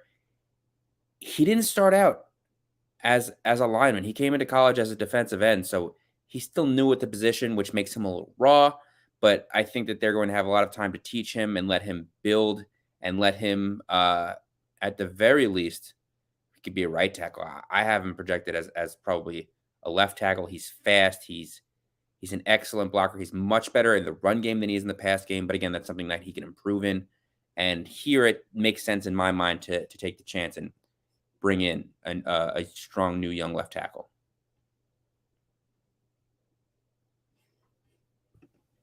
So with that being said, Chargers with your next pick. Oh, me again.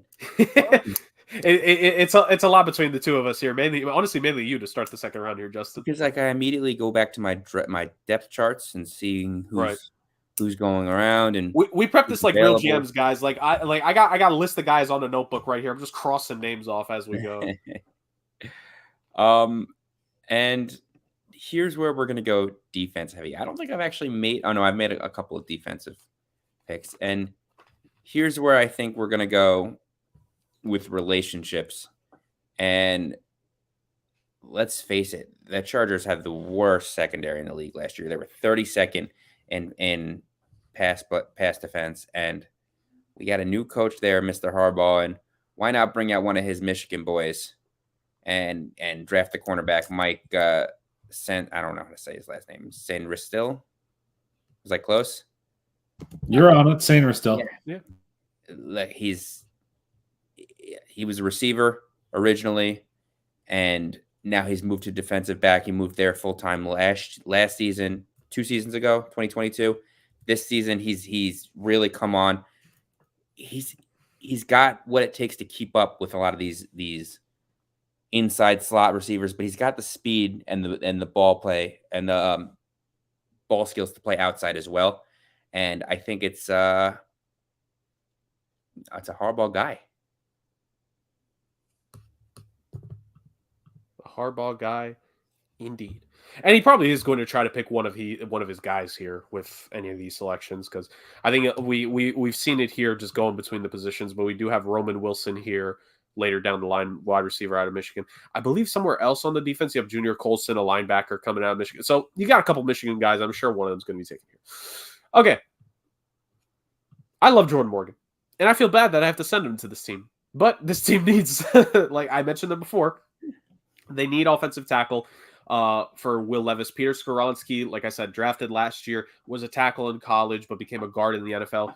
Jordan Morgan is going to straight up be a tackle in this league, is going to be an amazing left tackle. I think he's an absolutely fantastic guy. All Pac-12 first team, I believe, in the final season of existence in the Pac-12, he gets to make it. And like, he was an honorable mention last year, here the year before. Came back from he did tear his ACL late in 2022, but he came back, started 12 games for Arizona in 2023, and was strong. When you tear your ACL in college and you come back and make all conference first team for yourself, that shows that there's something about you. There's a resilience, there's a strength with you.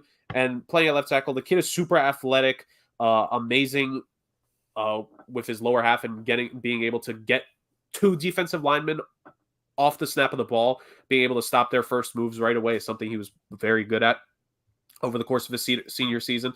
So that's what Tennessee needs in a division where there's a couple solid defenders, as we've made note of, right? Defensive Rookie of the Year, Will Anderson, and Daniil Hunter with the Texans. There is DeForest Buckner in Indy. There is Josh Allen and Walker on Jacksonville. You got to protect Will Levis if you think he's the future in Tennessee. Let's go with Jordan Morgan out of Arizona, becoming a Tennessee Titan. Now, Justin, Carolina Panthers once again, and then the Commanders after that. So 2 more picks here for you, and then finally, Rick gets back to work with some selections here coming up. So Justin, let's get him back working here soon. All right, well then let's be quick about it. First pick for the Carolina Panthers, I'm going Zach Frazier, center out of West Virginia, 3-year starter. He played 2,500 snaps in his college career, all at center. He's given up 4 sacks, including 0 last season. Just, I think, exactly what they need. Someone that's going to give the ball to Bryce Young and watch his back. And yeah, he's a big-bodied center, and he's going to be there for a long time. He's the picture of consistency.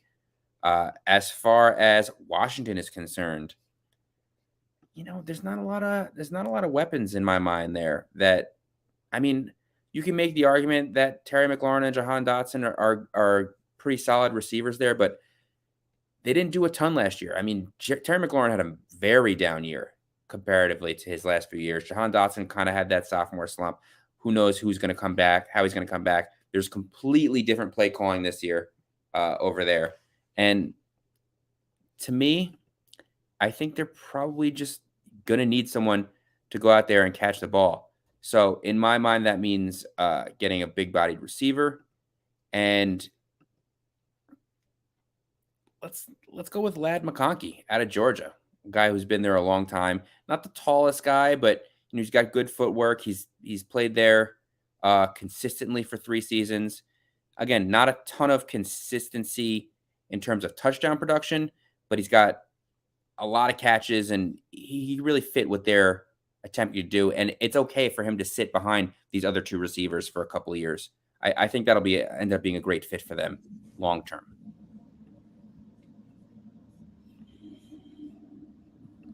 I don't blame you there at all. With Washington, I think especially because you mentioned the receivers, I think what kind of happens is when you draft a receiver into your room, it's got to be a guy that you hope differentiates from the skill set, right? I think that's what you do. What you just did there with the Washington selection there, Justin, with getting McConkey in there and him differentiating a bit from the skill set of a guy like a Terry McLaurin and a Jahan Dotson. So that's good. And Frazier, I think, was an amazing. We'll see, because an awesome part about this site, it gives us its own projected grades. I guess it's probably more so compared to where we drafted the guy versus where they have them projected. But, I think pretty solid grades right there for the Carolina Panthers. So Justin, rebuilding the Panthers 1 pick at a time. They may not have accepted his application as GM, but, he's doing a good job in this mock draft. So Rick, I didn't even get a letter back. That's quite unfortunate for you, my friend. It's like all jobs today, if we're being honest. So that being said, Rick, you start picking again. Oh, I do? Me? Yeah. Oh, great. Awesome. Get to work. Sorry. Well, I only work for 1 pick, and that's pretty much it for now, and then I get a few more. This actually is kind of where I saw the draft falling a little bit for Green Bay.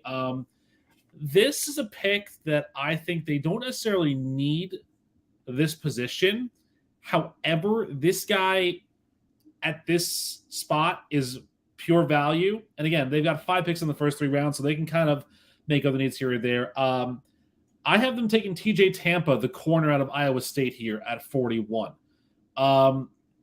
This is a kid who, doesn't really allow a lot of touchdowns. He's a physical cover, but he still can make good tackles. He's still a very solid tackling quarterback for them. And so I think that, he's a guy who can shore up some things, but Green Bay, you drafted an O-lineman to help Jordan Love.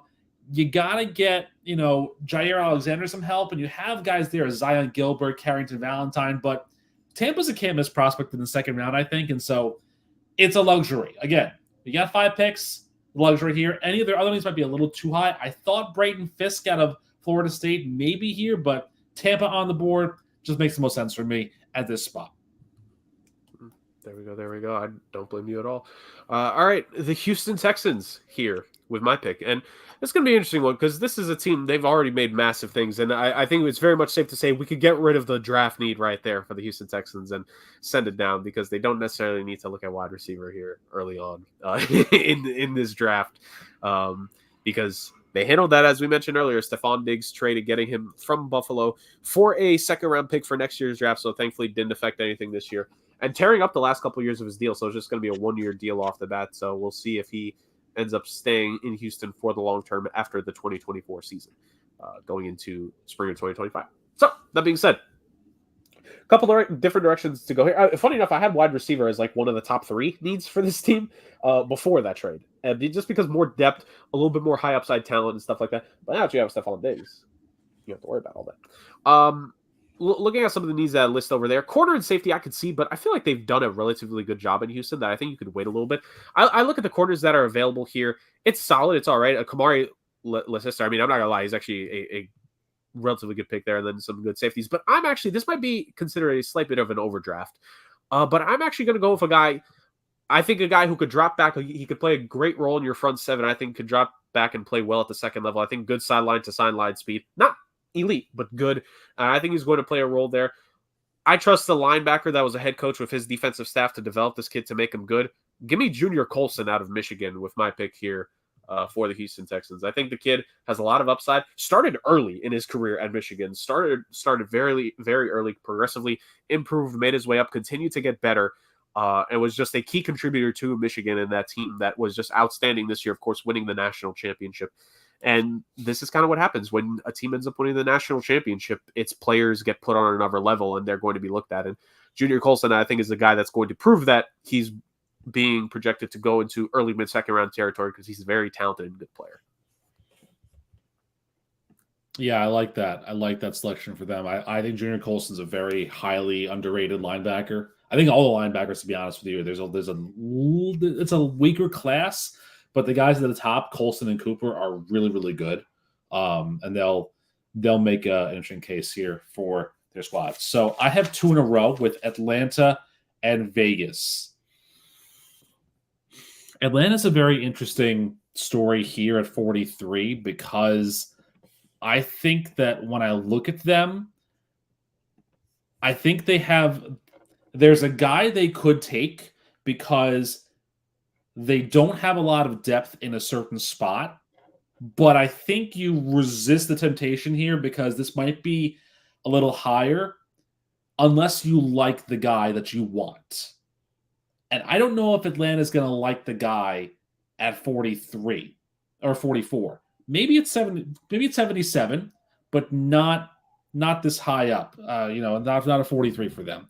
So I'm instead going to pivot. And I'm going to take a guy who there are guys above him at his position, but I think that I like this guy, and I think that he's going to do really good things, and it's going to be a low grade because I also have our mock draft simulator up. It's going to be a low grade, but you got to run with it and see what it is. It's at the edge, and I have them taking Marshawn Nealon from Western Michigan here at 43. There are guys that kind of rise through the ranks a little bit here or there.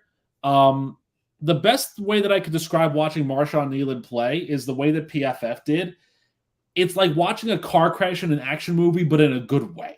Like, this is a guy who you want to put on that defensive line opposite Grady Jarrett, because let's be honest here, aside from Grady Jarrett, who else is on their D-line? You can't really name anybody that's there. Zach Harrison, maybe from Ohio State, but you need a little more depth and a little more substance there. So I think Nealon's the call here. Darius Robinson of Missouri is a good pick too, but I think Nealon's the call here. So now we get to the Raiders at 44, and this is the really, really interesting one for me. As interesting as Atlanta was, this is the really interesting one for me because there's an obvious way to go here, but I don't know if this is. I'll put it like this: if this were Mike Mayock's Raiders, they absolutely would take Michael Penix here. Oh yeah, but I don't think this is the right call for them. I look at the Raiders and I look at what their current roster makeup is, and I think to myself, they're lacking something that they just lost. And again, it may be high for this guy, but I think they need a little more depth at this position because after Devontae Adams, who's their wide receivers? They've got pretty much nobody. Well, I'm forgetting his name off the top of my head. The wide receiver that they have, that is the former Patriots guy. Kobe Myers. Yep. But they got rid of Hunter Renfrow. They got rid of a lot of other guys, so they need a little more depth here at this position. And I think this is where they draft Xavier Worthy out of Texas. I think the value here is really good. I almost drafted his teammate Jonathan Brooks, the running back here, but this is a league that doesn't value running backs that highly. But I think that if you have the ability, because you have the depth questions of wide receiver, Worthy's right there for the taking. He's a good enough wide receiver to go with this spot. And I think you pair him with Devontae Adams, and maybe later on you address the quarterback situation. I think that's kind of where they would go here. So I thought about it. I thought about Penix, but then I realized that this isn't Mayock's Raiders, so they're not going to go that way. Makes sense. Makes sense. All right, my turn with the pick here. I have the New Orleans Saints once again. This is going to be the last pick of the Saints here in this mock. So in the first 100 picks, they only have 2 selections. You got to make it count here if you're the Saints. A couple of these teams are in this situation here where they only have 2. Okay, not that many, but there are a handful where it's like you only have 2 picks. You better make both these picks count when you use them. So with my first pick in this with the Saints, I got them a young edge rusher in Dallas Turner to develop. I'm going to give them an offensive lineman in this go around. And this is a team, and I mentioned the cap situation they were in before. They're probably still going to have some cap issues going into next year, boys. And if you're the Saints, what you need to do is you need to start drafting guys that are going to be able to take over for who you currently have. Or maybe a guy that you have, you move him. Look, Trevor Penning has not worked out as their former first-round pick from 2 years ago. In last year leading up to our mock, we did a fun episode where we looked at the previous year and picked a couple guys that we were impressed by, should have gone higher, should have gone lower, etc. And Trevor Penning was a name that all 3 of us wanted to list before. I forget which one of us ended up saying it. May have been Rick. That we all agreed, like, a lot of injuries first year, didn't do great. Wasn't great in year 2 either. And maybe would it help Trevor Penning if he gets shifted into the interior potentially? Because one of these interior guys is probably going to be gone on this team over the next year, again, because of cap issues and stuff of that nature. And maybe Trevor Penning, it could be a more of a benefit to where he'd eventually be moved here. Or maybe Trevor Penning just stays a left tackle. This guy just goes to the interior. However, you're going to end up wanting to do it. But give me my guy out of BYU right here, the top available left tackle remaining, Kingsley Suamamatia. I totally butchered that last name. But just give me Kingsley out of BYU. Simply put, if you're the Saints, what you need to do, like I mentioned, you got to hit on these picks. You got to make sure you make them where it matters. And this is a team that needs a lot. Like, the Saints have talent, but a lot of it has been around for a bit. And it's either on the older side, where they're eventually going to be out the league in 2 to 3 years, Demario Davis, Cam Jordan, or they might be off the team in the next year because of the salary cap situation they have made themselves live through. And paying Derek Carr all that money doesn't help. So I'm going to go with an offensive lineman there. I think offensive line is for sure going to be one of the 2 picks. I went defense, offense, and I think it ended up working well there. It could be shifted in the draft, and they could make it go the other way.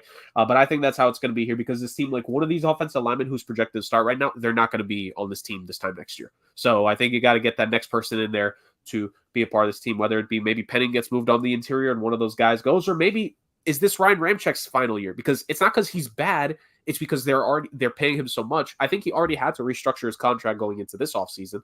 You're going to lose people if you're New Orleans. You need to draft the next people to take their place. So that's my selection right there. I think it's a good call for them. Sumataya was a very good prospect out of them for BYU. I would have paired him actually here with his teammate Blake Freeland. I would have had him going to Indy this pick. But the more I thought about Indy, the more I thought they're okay when it comes to offensive line, because Quentin Nelson, Bernhard Raimann, Ryan Kelly, Blake Freeland, they're good. You know, they'd be embarrassment of riches. Where they need a little bit of help, though, is where I have them going at 46. And this was not my original plan here, but this is kind of one of those like knee-jerk reactions that I had to a pick that Jurg made a little earlier. I have them taking Edgerrin Cooper, the linebacker out of Texas A&M here, at 46. Colson going off the board a little early spooked the Colts, I think, a little bit, but Cooper's a very, very talented and athletic linebacker. And again, they need it, because if you recall, over last year, they released Darius, Shaquille, Quez, Watkins, whoever your name is, Leonard. So now they have EJ Speed and Zaire Franklin, which is nice, but you need a little more on the offensive lineman, on the linebacker, I think. So I think that's the way they go here. So now we get to the Giants, which is an interesting spot here. Because he's right there for the taking, but I don't know if Michael Penix is the guy for the Giants at this spot here. I'm a little wary about taking him in this spot, because I think then maybe I'm a Daniel Jones apologist, but I do think that he's got a little bit more gas in the tank. And again, you've got Drew Lock there, and worst was the worst, you got Dami Gutlet. It's also there, so you could do that too. Can I make an argument to you for a second? Please. Do you remember the last successful quarterback that was from like a little bit of a lesser known school? Was it major gunslinger, huge arm strength, but we weren't really sure about his ability to play every down plays and things like that. Josh You're talking Allen. about Geno Smith, right? Talking about Josh Allen, and you know who had his best season? You know who his coach was for his best seasons? Brian Daboll. Just throwing it out there. I know, and I completely know that. My thing with it though is that Penix is one of those guys that like is a boomer bust, and he's got, in my mind, a lot more negatives than he does positives. Yes, he threw for almost 5,000 yards last year, but he's not a natural guy throwing the ball down the middle of the field. He likes to get to the sidelines, which is fine, but once they figure out to guard the sidelines and you try and make him throw to the middle, he throws a little too aggressively at times that I've seen in film. So that's stuff you can clean up in my mind, no? It is stuff you can clean up, but I don't know if he's the right guy here. And again, if he's not the guy, don't take him. This is kind of like those Hall of Fame questions where if you ask the question if he's a Hall of Famer and you have to think about it, the answer is no. So if I'm the Giants looking at Penix for at 47, if I think about it, the answer is no. If I know in my heart that he's the guy, I say yes. And I don't know that he is, so I'm not going to take him here. I don't think it's the answer. What I do think they need to do, though, is grab another weapon. And there's a guy that's a little far down on the wide receiver list that I've liked for a very, very long time. And, you know, he is a risk here, but there's something about him that just screams this is the right guy in this mold for the Giants here. And again, like I said, bit of a risk, but I think that he is going to be in the spot here. Let me just confirm if he's there. It's totally Brendan Rice out of USC, isn't it? No. It's Johnny Wilson actually out of Florida State. Oh, yes. So definitely should be there. He's a little lower, I think, according to that mock. Indeed. He's 6'7". So locking in the pick, Rick, Johnny Wilson. Lock it in. He's 6'7". He's got an incredible catch radius. He's a guy who gives you the opportunity to do things that you can't normally do when it comes to playing this game. And I think if you have him there, you've got an opportunity for a guy to really be a good red zone threat. Keep in mind, the Giants were a team that struggled in the red zone a lot last year. You put a 6'7" guy on your wide receiver core, make him catch the jump ball.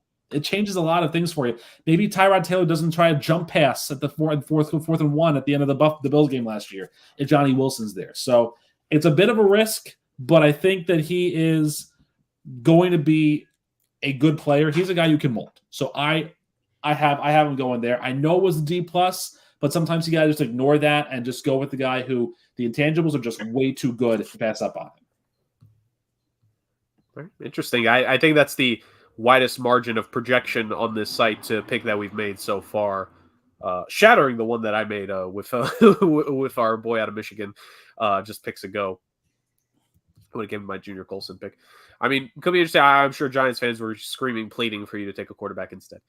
So there's that. By the way, 70, and I have a plan. Indeed. Real quick here, boys, before we continue, just want to give a shout out to everyone viewing us right now. This is the highest total viewer count we have during a live show as of now, ladies and gentlemen. So we just want to thank you for all that here on this beautiful Sunday afternoon. So that being said, you're going to unfortunately hear my voice here for a little bit, but I'll try to be as efficient as possible with these next three selections here with the Jacksonville Jaguars, the Cincinnati Bengals, and the Philadelphia Eagles. Now, with the Jacksonville Jaguars, with the first selection I made, I already went into the interior things on the defensive side with a Byron Murphy. Now,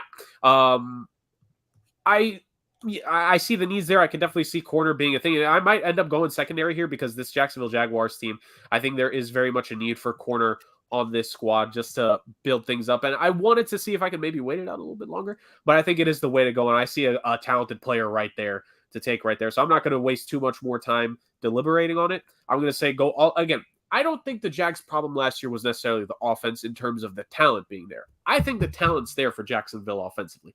You could add to it, maybe add some depth, etc. I don't think the issue is the way the talent you have in-house. I think it's scheming, it's consistency, it's little things like that. Although I'm sure some will try to argue, well, you lost Calvin Ridley. Fair. Counterpoint, Christian Kirk's there. Wide receiver one.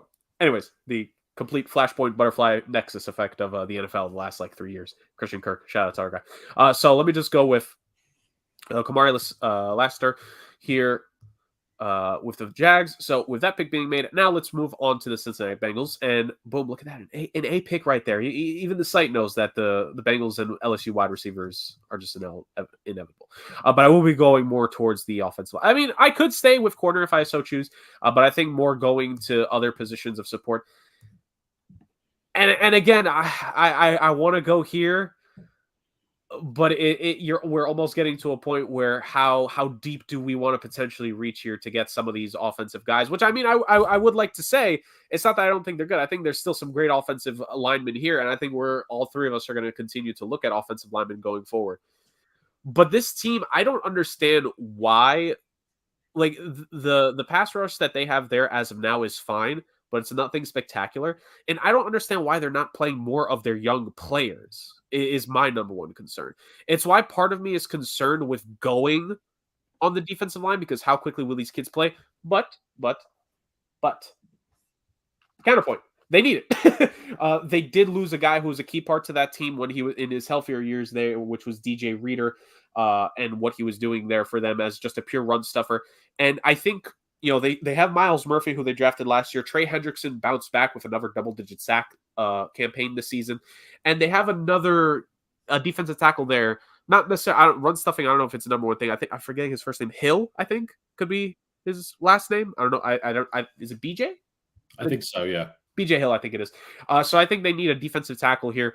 And I know the automatic thing would be Braden Fisk here. I know a lot of people are probably going to be saying, yeah, Braden Fisk would be the guy. But I'm actually going to go a little bit off because, look, I think the talent is there with this kid. I think the ability is there, and I think he's just going to fill in right away with the squad. I know this is a bit of an overdraft. Well, actually, no, it's not that big of an overdraft. But I'm actually going to skip him. I'm going to skip Chris Jenkins here too, man. I like Tavondre Sweat coming out of Texas here amongst the defensive line. I think it's going to be a good pick there for the Cincinnati Bengals. Combination. Again, I was a little bit hesitant because I don't understand why the Bengals the last couple of years, it almost feels like defense hasn't always been something they want to lean on in terms of drafting. I think you need to this year, though. And I think Murphy needs to play more this year. Who was the kid, if we remember his name, 2 years ago? He was the one that they called the push penalty, or like the penalty on Mahomes when he was pushing him out of bounds. I'm forgetting his name off the top of my head on the Bengals.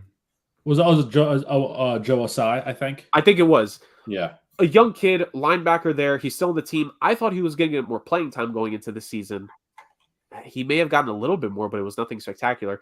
I think if you're Cincy, the veterans you have are fine, but it's not like you have them in droves. I think you need to draft young talent. I think you need to play young talent. I think that's going to be the case with Sweat. I know he's ranked projected second round, but I don't think he's a guy that you necessarily need to sit. I think he could be a plug and play right away. And I think that's what you need with some of your second, third round guys. If you find a guy that you could identify as a plug and play player, you pick him. And I think that's what Sweat is here coming out. I think he's a plug and play player straight up for Cincy, especially when you lost DJ Reader. You need that guy who could step in and potentially be that run stuffer for you going forward. I think it could be him. So, yes, the Eagles. My bad. This will be the easiest selection made here. The Eagles, they need more depth anywhere. It says interior offensive line, which is tempting here to say the very least. But you know what, boys? I feel like I haven't done great with the Eagles so far, and I know it says quarterback A+ there, but I feel like I didn't do a great first pick with Eagles. And do you want to know why I'm feeling like that way? Why is that? I didn't pick a Georgia player. So I'm going with, in true Eagles fashion, to keep consistent and to keep in real life, I'm going to go with Javon Bullard, the safety coming out to make that selection there. And while I say that as a meme and there's a little bit of chaos there is some fact to it in terms, well, not just the Georgia thing, but, the Eagles secondary skews towards the veteran side, not just with the corners. I mean, they did bring Chauncey Gardner-Johnson back in the fold, CJ GJ, but are you confident in the safety next to him or on the plays where Chauncey Gardner-Johnson is going to kind of play like that third corner role? Or maybe if Brad Berry gets hurt this season or Big Play Slay, if one of the two of them have to end up missing time, which I think one of them missed some games this past season, if I'm not mistaken. We've seen CJ GJ be a little bit of a hybrid. So if you're going to move him, you need a third safety that you can be confident in. And we know that they love drafting their Georgia players. So I'm going to go with Bullard out of Georgia there for my third pick in a row there. And that ends my little storm here. and it goes straight to Justin with his pick with the Steelers. Oh, we're still doing this? I haven't picked in like 12 picks, so I wasn't. Whew, there's a nice little nap there. All right, Pittsburgh. Again, it's another team with a lot of needs, but one of the biggest needs that they have, especially after trading Deontay Johnson, is going to be receiver. And the receiver I like is Ricky Pearsall coming out of Florida. 6'1", he's a senior. He's played a lot of seasons for them. He's played a lot of snaps for them. He's been a consistent threat. Touchdown numbers aren't exactly where you want them to be, although that will fit right in stride with the Pittsburgh receivers. And I think that this is a good project for them to work on. He'll be able to sit back and play behind some of their more veteran presence receivers and really let the game come to him, especially with a veteran quarterback there like Russell Wilson. Yeah, I like that for them too. Again, that the risk you run with the Steelers and taking their receivers is obviously, can they stay, all right? Can they stay on the field after 2 seasons or, after 1? That's the question you have there. I mean, they do develop them well, to be fair. They do. That's accurate. The Rams at 52 are next, and that's my selection here. Obviously, Jared Verse was the first selection. I think it really helps out for them. But in looking at certain things of what they might need, there's temptation to say they need a little more help on the defensive side of the ball. But let's call this what it is here. Matthew Stafford is your number 1 quarterback at age 36. Jimmy Garoppolo is your backup at 32. Both guys are older, and Garoppolo's still got a few more years on him. So I look at that offensive line and I see guys like Warren McClendon, Zachary Thomas, Rob Havenstein, AJ Arcuri on the offensive line, and I think to myself, they could use another tackle. And a guy that I've really, really liked coming out of the tackle spot, maybe one of the best FCS players in this position, is Kieran Amegadjie out of Yale. He's 6'5", 325. He plays incredibly well when you're talking about, FCS level, because, again, Ivy League offensive linemen aren't his size. But when the ball is snapped, it's like when Festus heard the bell ring back in mid-2000s WWE. He would just turn into this monster. And that's what the Rams need for Kyron Williams to continue to bull rush his way on the running back. And again, Cooper Kupp and the emergence of Puka Nacua, the only reason why they can, continue to play well and why the Rams were able to make or can continue to make waves in that division is if their quarterbacks stay upright. The more offensive linemen you have, the better off they'll be. So Amegadjie, I think, is a good selection there for the Rams at number 52. Nice, not bad. Philadelphia Eagles, another pick here for me coming out. Their last picks, so 3 picks here in the top 53 is pretty good standing here for the Eagles, and you just had some more talent here. I think, again, if you're the Eagles, I mentioned this before, this is kind of a team where there's galls of talent there, and I could go in a couple different spots. Part of me almost wanted to consider wide receiver for a very brief period of time, because AJ Brown, Devontae Smith, you need a little bit more depth behind the two of them, and I think there's an argument there that maybe the Eagles will end up going with receiver here.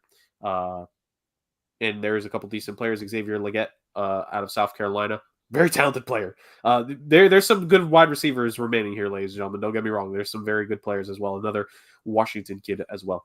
But I don't know if I'm necessarily going to go receiver here.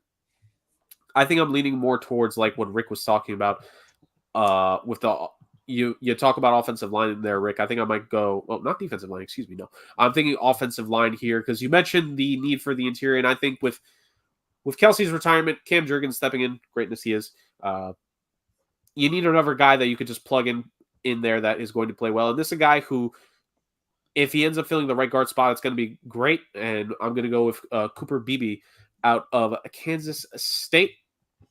just add more depth there. Good developing. I think he may have played a little bit of center in his time at K-State. I'm not 100% certain.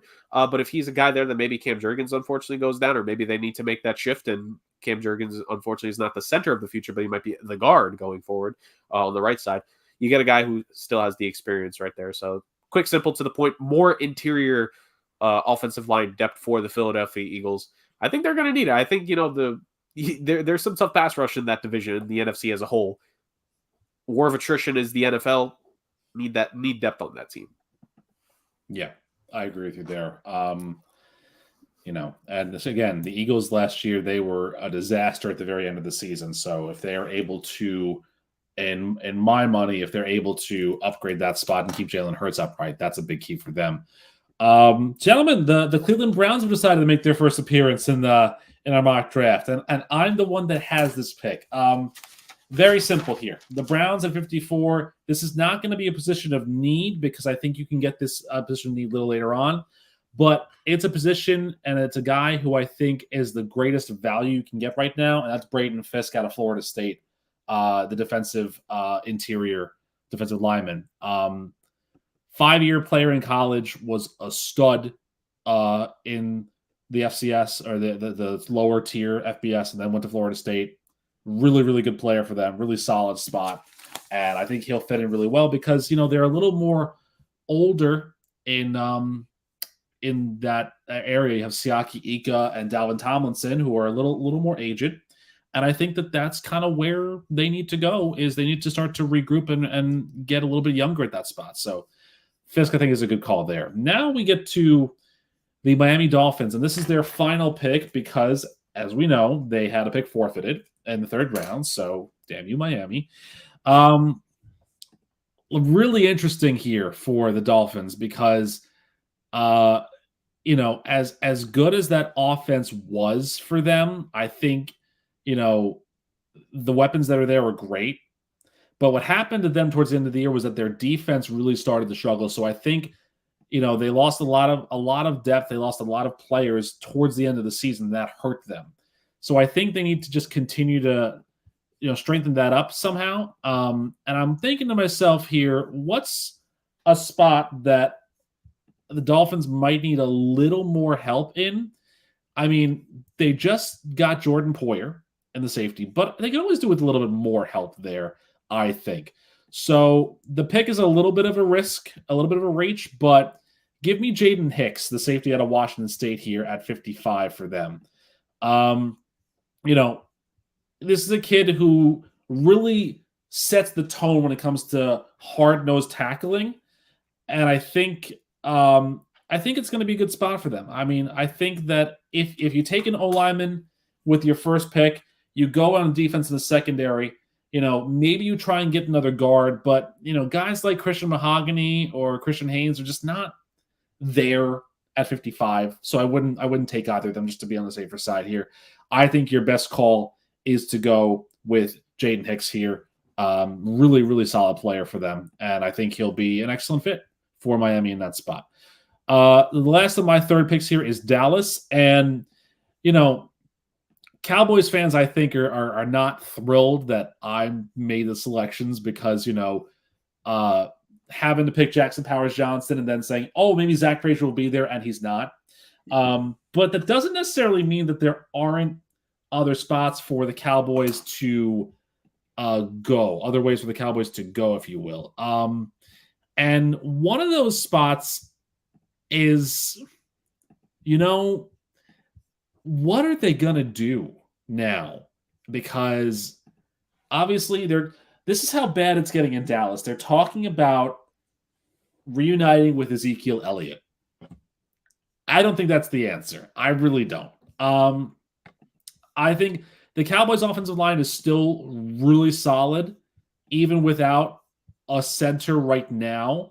But I'm looking at Cedric Van Pran from Georgia, and while he's a smart prospect, he's also rated very low, and he'll probably still be around an 87. And if he is, that's where you go here. Because I think you want somebody who's a little bit more flashy of a prospect. And so I believe this is where the Cowboys keep a local boy home And Jonathan Brooks is the first running back off the board and goes to the Cowboys here because, if they want to keep this offense churning, they got to have a better running threat than Deuce Vaughn or Rico Dowdle because it's not any of those two guys. Jonathan Brooks is a good, hard-nosed running back who, maybe he's not the Brian Robinson. Maybe he's the Lendale White to Brian Robinson's Reggie Bush, but he's still able to get 1,000 yards per season. And he's still a very talented runner in betwixt the tackles. So I think that's the right call for them is Jonathan Brooks. Yep. Bruising did a really good job as Bijan Robinson's, heir apparent in his season starting at Texas. And you mentioned the local boy coming home. And to your other picks there, Rick, I think great pick. The Cleveland Browns, the Carolina Panthers, and the Houston Texans as well, all teams without first-round picks. And all teams that we've made selections for, ironically split between the three of us. Like, you got to be effective. You got to be, on the money with the picks you make. And I think you were on the money there, getting some interior defensive line help there for Cleveland, which I think is what is a need for them. And then with the pick in the middle, a safety for Miami. Yeah, that defense definitely needs it. I was shocked that part of it is the cap situation, part of it is figuring out too. I'm shocked they didn't try to do anything in the secondary more. So, I mean, they did get Poyer, like you said, but maybe doing a little bit some more, but that's what the draft's for, and improving your team like that. And also the first Dolphins pick that you made as well just balances out well. So, Tampa Bay Buccaneers. Justin, welcome back. Welcome back to the draft. Welcome Cleveland first, then welcome Justin back to the draft here. Not for too long because then it's back to Rick, then me, then Rick. But then Justin gets his time to shine towards the end of this round. Yay! So let's go with the first pick here, Justin. Well, technically Tampa's second pick here for you, but your first pick back in a little bit here in round 2 as we reach the end of it for the Tampa Bay Buccaneers. And look, Tampa keeps letting the draft fall to them. I think they take Chris Braswell here out of Alabama, an explosive, big edge rusher. Is it the hardest part for him right now is his technique, which I think is something that can be fixed, especially with a guy like Todd Bowles at the helm there. As much as I don't want to give Todd Bowles any praise, but I think that's an excellent pick for them. It's falling into not only needs but great fits for them. So I think that's where they would go in this situation. It's what I would do if I was them. Yep, I don't blame you. And I think that's a big thing, Justin, like letting the draft come to them. It's like not panicking, being smart, having your board set. And I feel like Tampa's going to approach this draft, and maybe Green Bay as well, with the depth of picks they have here just in the top 100 of like, hey, we have a bunch of guys we want. If a guy gets taken, unless it's like a can't miss in their eyes, we have our next guy. We have our next guy. We have our next guy. So that's been the case. I think 2 very good picks right there by Justin with his first round pick and now a second round pick, beefing up the defense a little bit, which I think Tampa, for consistency purposes, I think is what the defense needed, and a little bit of youth and talent being added in there with some of the guys that left in this past offseason for them. So, Rick, offensive tackle and quarterback with the first couple selections you made with the Packers. Let's go with your next one here. The third of the 5 Packers picks. And again, like I said, for Green Bay, it's all about hitting on that first one and maybe the second one too, because this is where you can kind of get a little fancy with your picks here. And I think even though this is going to be a reach, and again, this mock draft database is going to hate me for it, but I don't really care. This is, I think, the person they want to go with. I want to give them a linebacker, and I'm going to give them Tommy Eichenberg, the linebacker out of Ohio State. This is a guy who exudes leadership. He was a 2-time captain, 3-year starter with the Buckeyes. He's a very talented linebacker. He's got things he's got to work on there. But again, if you look at that room where he's going into, it's literally just Quay Walker, Isaiah McDuffie, and Eric Wilson. That's pretty much it.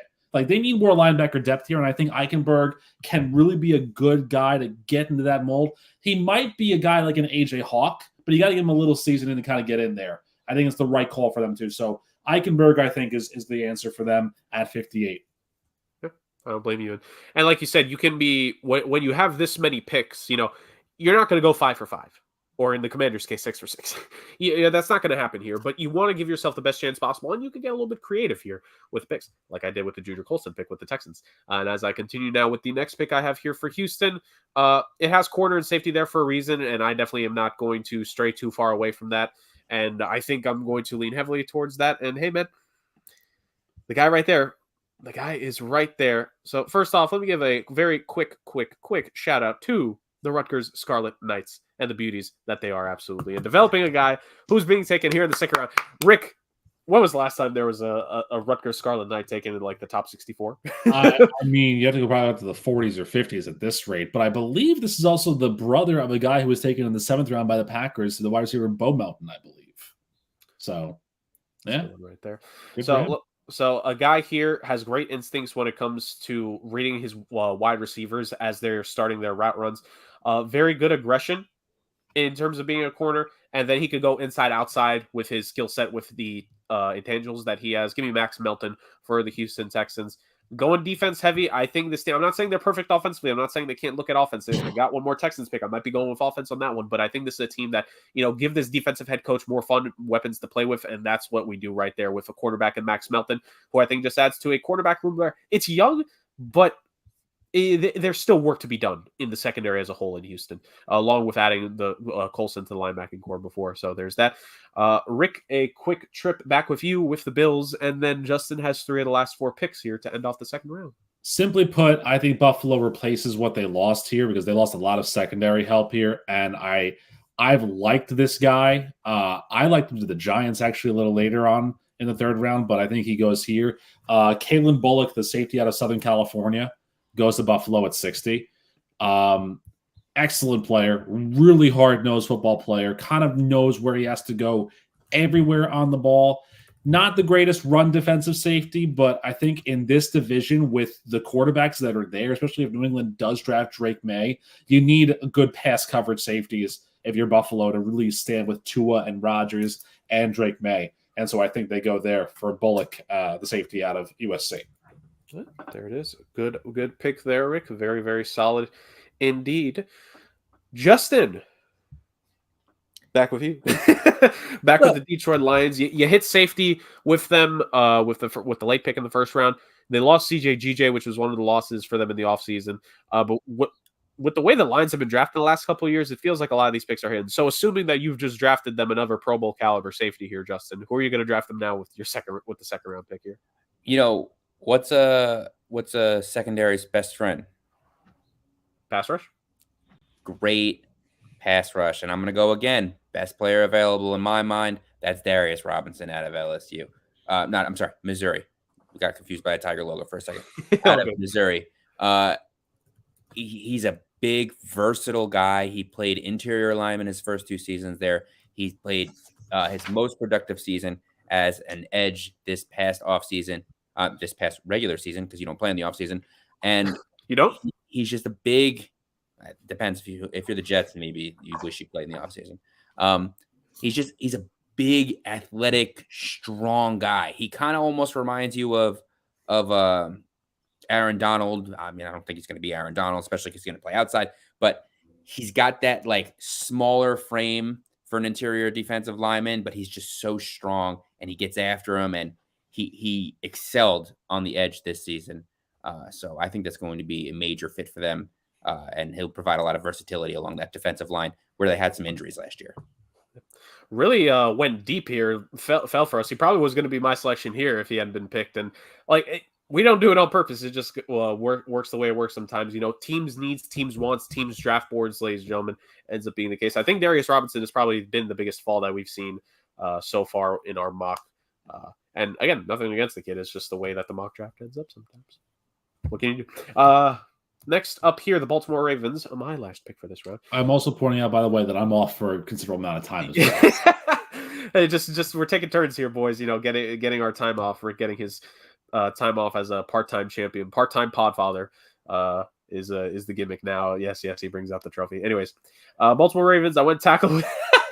I went tackle with them going forward. And again, this is an interesting case. It lists a lot of defensive aspects of this team right there when it comes to the Baltimore Ravens, and it makes sense because there's talent. There's talent in the secondary. Don't get me wrong. It's just about the depth, I think, is why this site, and I don't blame this site for having it listed as such as to why, because the corners there, Marlon Humphrey, of course, definitively corner number 1. You're hoping that one of these young guys is able to step up and be that definitive second cornerback next to him on a consistent basis for the season. And then you have your safeties, Kyle Hamilton, great. Marcus Williams, great. You're not confident in those backups. So if you're the Baltimore Ravens, it kind of sounds funny here. And maybe I could wait with the 93rd overall pick, because I still think even with the drafting they've done and what they did last year, notice how they could go with wide receiver again here, guys. And I don't think it's out of the realm of possibility at all to go with wide receiver. Again, this is one of those ones I'm kind of torn. I could go either way. And so I'm going to go with a guy. Zay Flowers, to me, as much as he can go deep, I think they're hoping that to develop Zay Flowers into kind of a bit more of their well-rounded guy. I think he's the wide receiver one, definitively, right? So he's not just going to run one type of route. He's going to go underneath. He's going to go in the middle of the field. He's going to do everything. Zay Flowers is an extremely talented guy. He can play whatever role he needs to for Baltimore. Rashad Bateman is meant to be kind of that more bigger body guy compared to Zay Flowers, right? You need that speed demon back on this team. You need that guy, and I'm looking at the board right here, and I just going at it back and forth. I know the guy who I want to go with here. Didn't get to play his full final season with this team, but when he was playing, he had some performances, especially what he did against the University of Miami Hurricanes. But give me Tez Walker out of North Carolina for them. I feel like they've been missing that deep threat punch ever since Hollywood Brown left them. And I think there's your replacement right there. Tez Walker, I think, is the perfect guy to put in. I think he's ready to. I think he's ready to play in the NFL. I think he wants it badly, and I think him in Baltimore with Lamar Jackson, I think that's money right there. And again, it was tough for me because I think, and I do get it with the needs that the site says. I think defensive secondary could definitely be the pick in either of those first two. But I think shoring up things offensively is what you need, and I think the defense is so talented that it could go from there, and you could. They'll sign up pieces, probably a UDFA signing or two, and I still have the third round pick. So there's that. So Tez Walker to Baltimore with that selection. So Justin, take us out with the next three picks are all yours, my man. So they belong to you. So I am going to go. How are you doing this? How does Rick have greater access to what he can do at StreamYard than when you're a champ, my friend. Oh my God. Why give him a bigger head? He's not going to fit on the screen soon. Jeez. So I'm going to go with Kyrie Jackson out of Oregon. This guy's been a massive player for them. 6'3", 195. He's got the athleticism. He's got the speed to keep up with some of these big receivers that they're going to play against.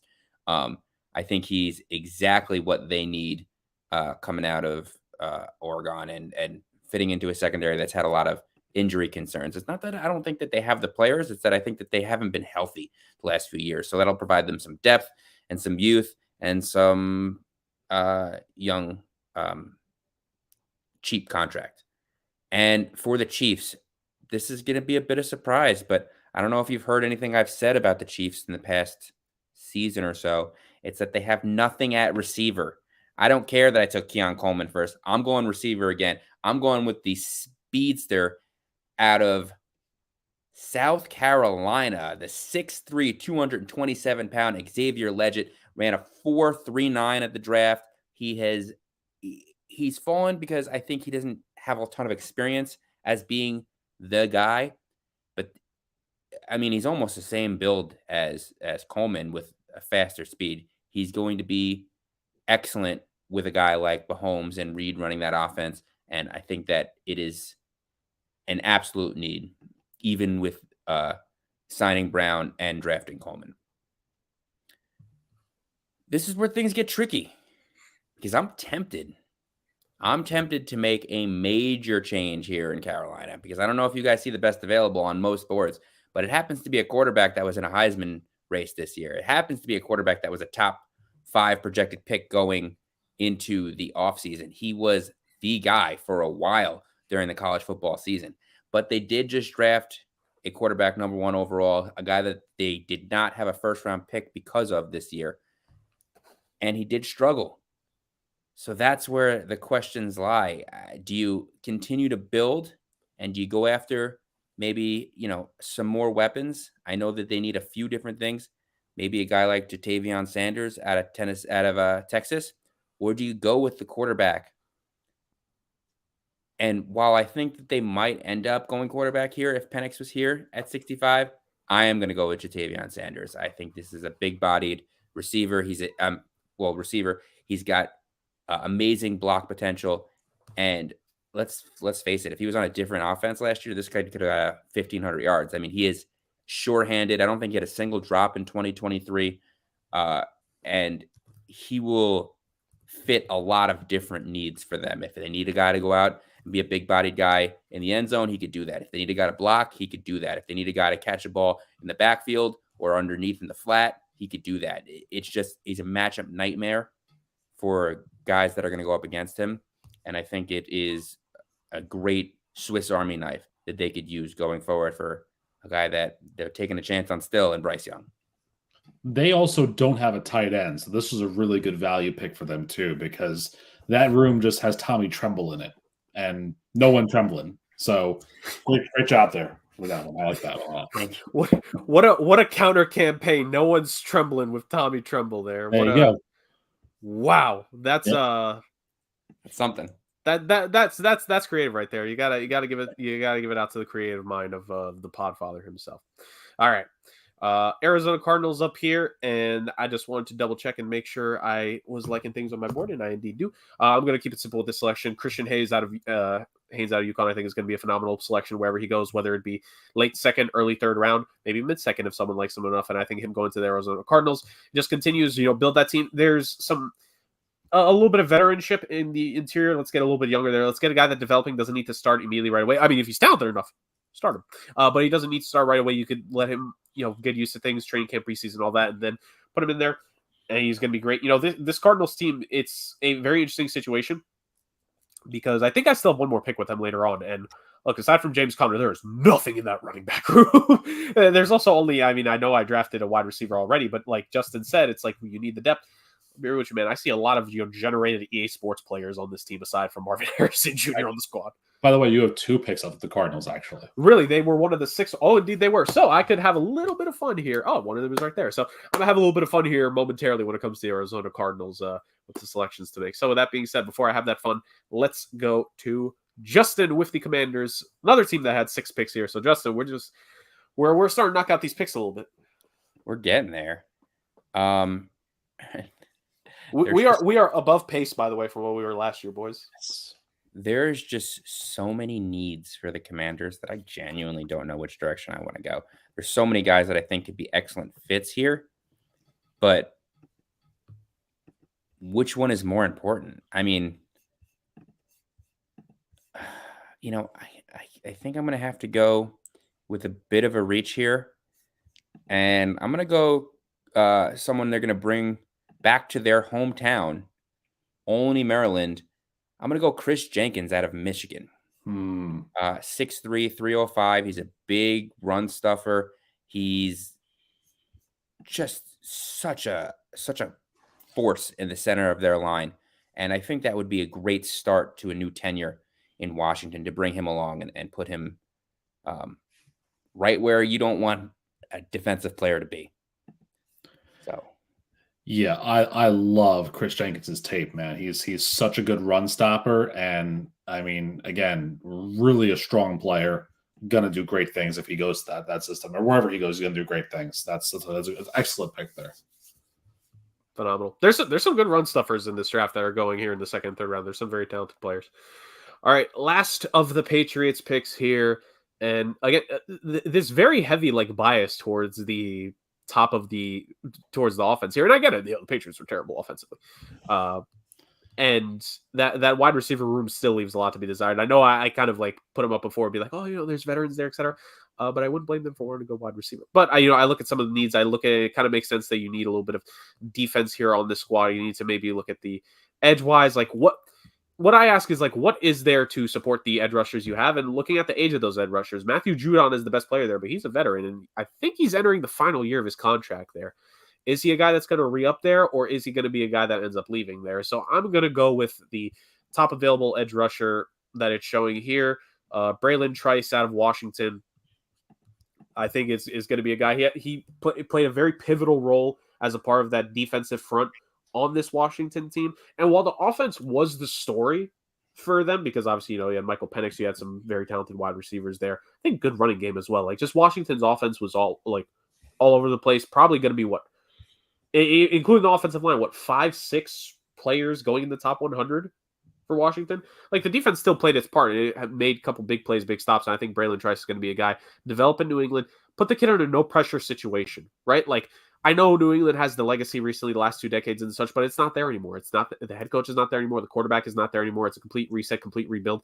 And I think you're going to bring in you got to bring in young players to be foundational pieces. I think Braylon Trice is a foundational piece to have on this team going forward for them on the defensive line, because not a lot of, like, I think if you're New England, and what I've tried to do, quarterback is obvious with the top 3 pick, right?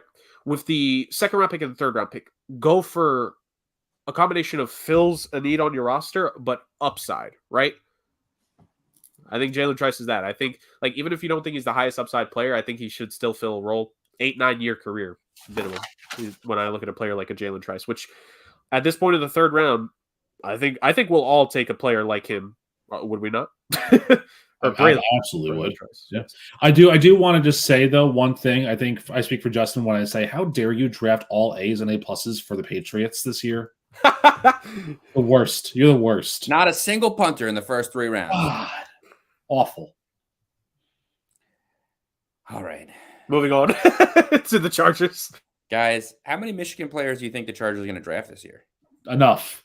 Oh, are we about to have another? Because there's no way that Blake Corum makes it past pick number 69 if he's there. They absolutely need a running back. He is a Harbaugh guy. Blake Corum is the absolute fit at pick 69. Nice. Giants fans hated me. I don't know. Oh my God, that's a deep. What has happened? Because I knew that the teams that were picking in between didn't need him. The Rams maybe, but everybody else didn't need him. Michael Penix, 3rd round value to the Giants at 70. How about that, my friends? All I'm saying is this. Look, yeah, I get it. You know, if you want to draft Penix early, you go for him early. But the chips fall where they may, and you got to understand that you have to draft better value than that. He fell. He fell. Much like Will Levis did last year, much like Malik Willis did the year before, much like Brady Quinn, Johnny Manziel, quarterbacks fall year in and year out in this draft. He's there at 70. Go to New York, my friend. Michael Penix for the Giants. The last 4 picks we've made, by the way, all coming from the national championship game. Penix, Braylon Trice, a couple Michigan kids. Yep. You know what? Back to Arizona. I'm not going to break that streak just yet. Need a little bit more offensive talent there. The kids fell this long. He's not falling anymore. Give me Roman Wilson out of Michigan for the Arizona Cardinals here. I think, you know, aside from Marvin Harrison Jr., first off, Ohio State, Michigan wide receiver in the same room. But I just think, like, Arizona needs more talent, and it would not surprise me. You know, this gluttony of picks here, you know, 6 picks in the first 100. You got to hit offensive skill position a little bit here. You got to support Kyler Murray. And you could support your quarterback in a number of ways. And, you know, there's 2 ways to build your offense. You're either going to have the cheap rookie quarterback contract and build it with players around, or you're going to have the quarterback you paid, and you got to find the right pieces to put around him on rookie scale deals. And I think Marvin Harrison Jr. and Wilson, boom, you got it right there. All right, where do we go at 72, Justin? I'm going to... This is not who I think they're going to pick, but I want to make this pick because I want to make a point, because I think it's somewhere they're going to go. And it's going to be a reach. It's going to get a terrible grade, but I think it's an excellent fit because it's a project. And they need a project, and they need a future, and they need a quarterback. And I'm going to go with Jordan Travis out of Florida State. Whoa. Yes. Whoa. Jordan Travis. I think he's an excellent fit. He's a little bit of a smaller guy, but he's extremely accurate. He's got great intangibles. His issues are fixable. He's a project guy. When you have a guy like Aaron Rodgers there, and you have guys that are going to develop quarterbacks and be that rock that they can be. I mean, this is more of like a 4th round pick, but the Jets only got 1 more 3rd round pick, and I wanted to make this pick. I wanted to be known. And I think they go with the injured senior out of Florida State, Jordan Travis. Wow. I mean, the site wasn't even that brutal to you. It gave you a C+. So It's just a little early. Yeah. But I think it's a great fit for what they want to do with this team. Yeah. So I might have gone tackle there. There wasn't really anyone I was in love with. I thought about edge. They could use a tight end, but I didn't really see anyone that I loved there either. This was the best move in my mind. All right. Lions. Oh, it's me again. Yay! I was so concerned about my Jets pick that I forgot that I have other teams. Justin's like, all right, draft over. That's it. I was going to go to bed and I was done. All right.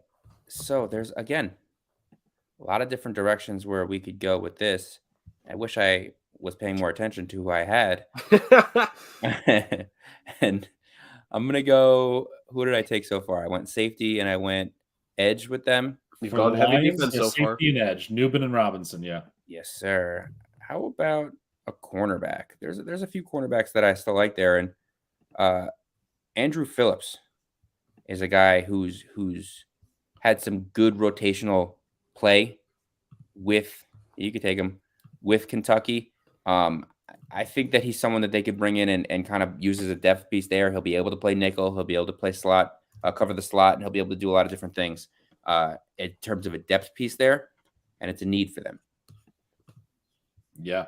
There you go. I like that. I like that for them. We finally hit this spotter draft where I could take some time off. So have fun, boys. Have fun with these selections. Not taking that much time off. I want to see a reaction to this. Look, if I'm the Atlanta Falcons, there's a room that needs requirement, and it needs somebody to challenge Taylor Heineke for that backup position. Oh, Lord. And so I will have the Falcons taking Spencer Rattler here at number 74. Look, he's had a rough last couple of years, Spencer Rattler has. I mean, what did they do? He got passed over in Oklahoma, and then he went to South Carolina, and he didn't quite get things off the ground as much as he wanted to, but he's still got a bevy of weapons in the toolbox there for him to kind of make that work. So I think that he's the right guy there. And again, if it's just Cousins and Heineke, get somebody else in there. Rattler's a good person to have there for them. Now we get to the Bears. Da Bears. And kind of an interesting one here because massive gap too between these picks. Sheesh. Yeah. I mean, when you trade for DJ Moore, this is kind of what happens to you. I think this is where I go wide receiver, and I want to stick it to a team in the NFC for a reason that I think you'll understand why. Brendan Rice out of USC. Two reasons here. Number one, clearly it puts a teammate with Caleb Williams, who he played with in college. And number two, do y'all know who Brendan Rice's papa is? Steve? Jerry Rice. The greatest wide receiver to ever play the game. So if you're Chicago, how about having that for depth along with Equanimeous St. Brown and Velus Jones behind DJ Moore and Keenan Allen? I mean, look, Corley's there, Thrash is there, but pair him with his college quarterback and let's watch him fly in Chicago. Why not? Honestly, that could be. We've had small instances here and there throughout the last decade plus of drafts where it's you get the quarterback, get the receiver that goes with him, right? Joe Burrow, Jamar Chase is the most recent example, but I even think when the Colts drafted Andrew Luck, they drafted Kobe Fleener. They probably would have drafted a wide receiver if there was a good enough wide receiver, but they ended up with a tight end.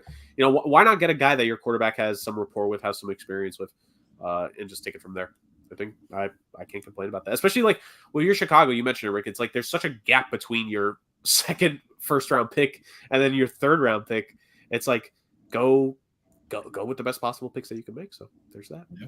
There's that. Not bad. All right, Justin, you're up with the Denver Broncos. You gave them their quarterback of the future that they'll go with. Now, who are you going to put in here? And again, this is Broncos, one of these teams, only 2 selections here. So you got to be confident with these selections. You got to hit. The Broncos could go in a number of different spots. Could they go wide receiver here? Could they shore up? Does the offensive line need to be shored up? Also, the defense. You go to the defense. So What are we thinking here, Justin, with the final Broncos pick here in the mock? That's another good question. And I think offense is the way to go. I mean, we got Sean Payton there. We're not messing around, right? Right. But, I wish there was some way to draft an offensive lineman that could catch balls. Maybe go tight end. And I'm going to go Cade Stover out of Ohio State. Okay. 6'4", big-bodied guy. He could do a lot blocking. He's a smart kid. A little bit older. He's a senior. He's 23. I think he'll be 24 by the start of the season.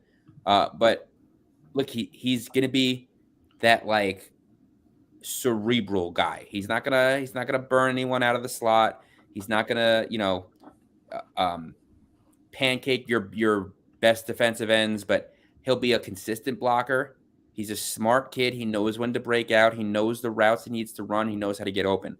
And I think that he's a Swiss Army knife that Sean Payton has loved historically to run seam routes. Again, doesn't have to be the fast guy, but in those, what are they going to do situations, 3rd and short, blah, blah, blah, and they need a Jimmy Graham route up the seam, up the numbers, this kid will catch those all day. And if he's not that, he'll still block you, and he'll contribute in the run game. So I think that Cade Stover is the way they go.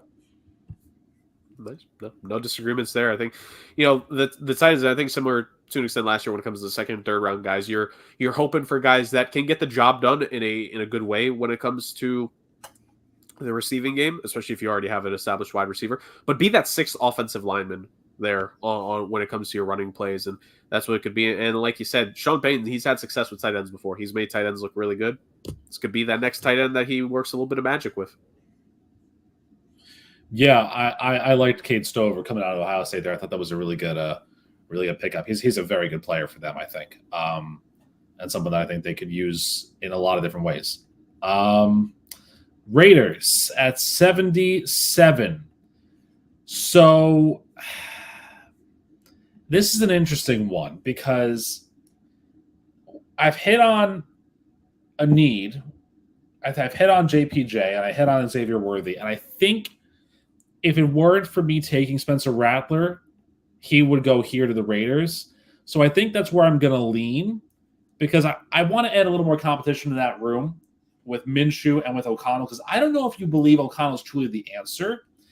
I believe that out of all the quarterbacks that are there, I think that I'm looking at, let me see if he's in both. Yeah, he is. Simple enough. Put Michael Pratt in that room and see what happens. The kid out of Tulane.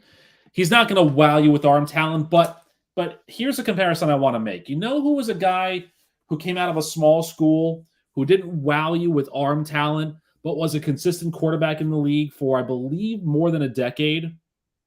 Chad Pennington out of Marshall. I think Michael Pratt has that kind of mold to him where he can kind of stay in the league for a while and really kind of just be a reliable starter, secondary starter. And I think, again, Gardner Minshew, we've seen him have a lot of magic here and there, but maybe he's not the answer. Maybe O'Connell's not the guy. So you got to get a quarterback in there. So I think Pratt's the guy. I have him here at 77.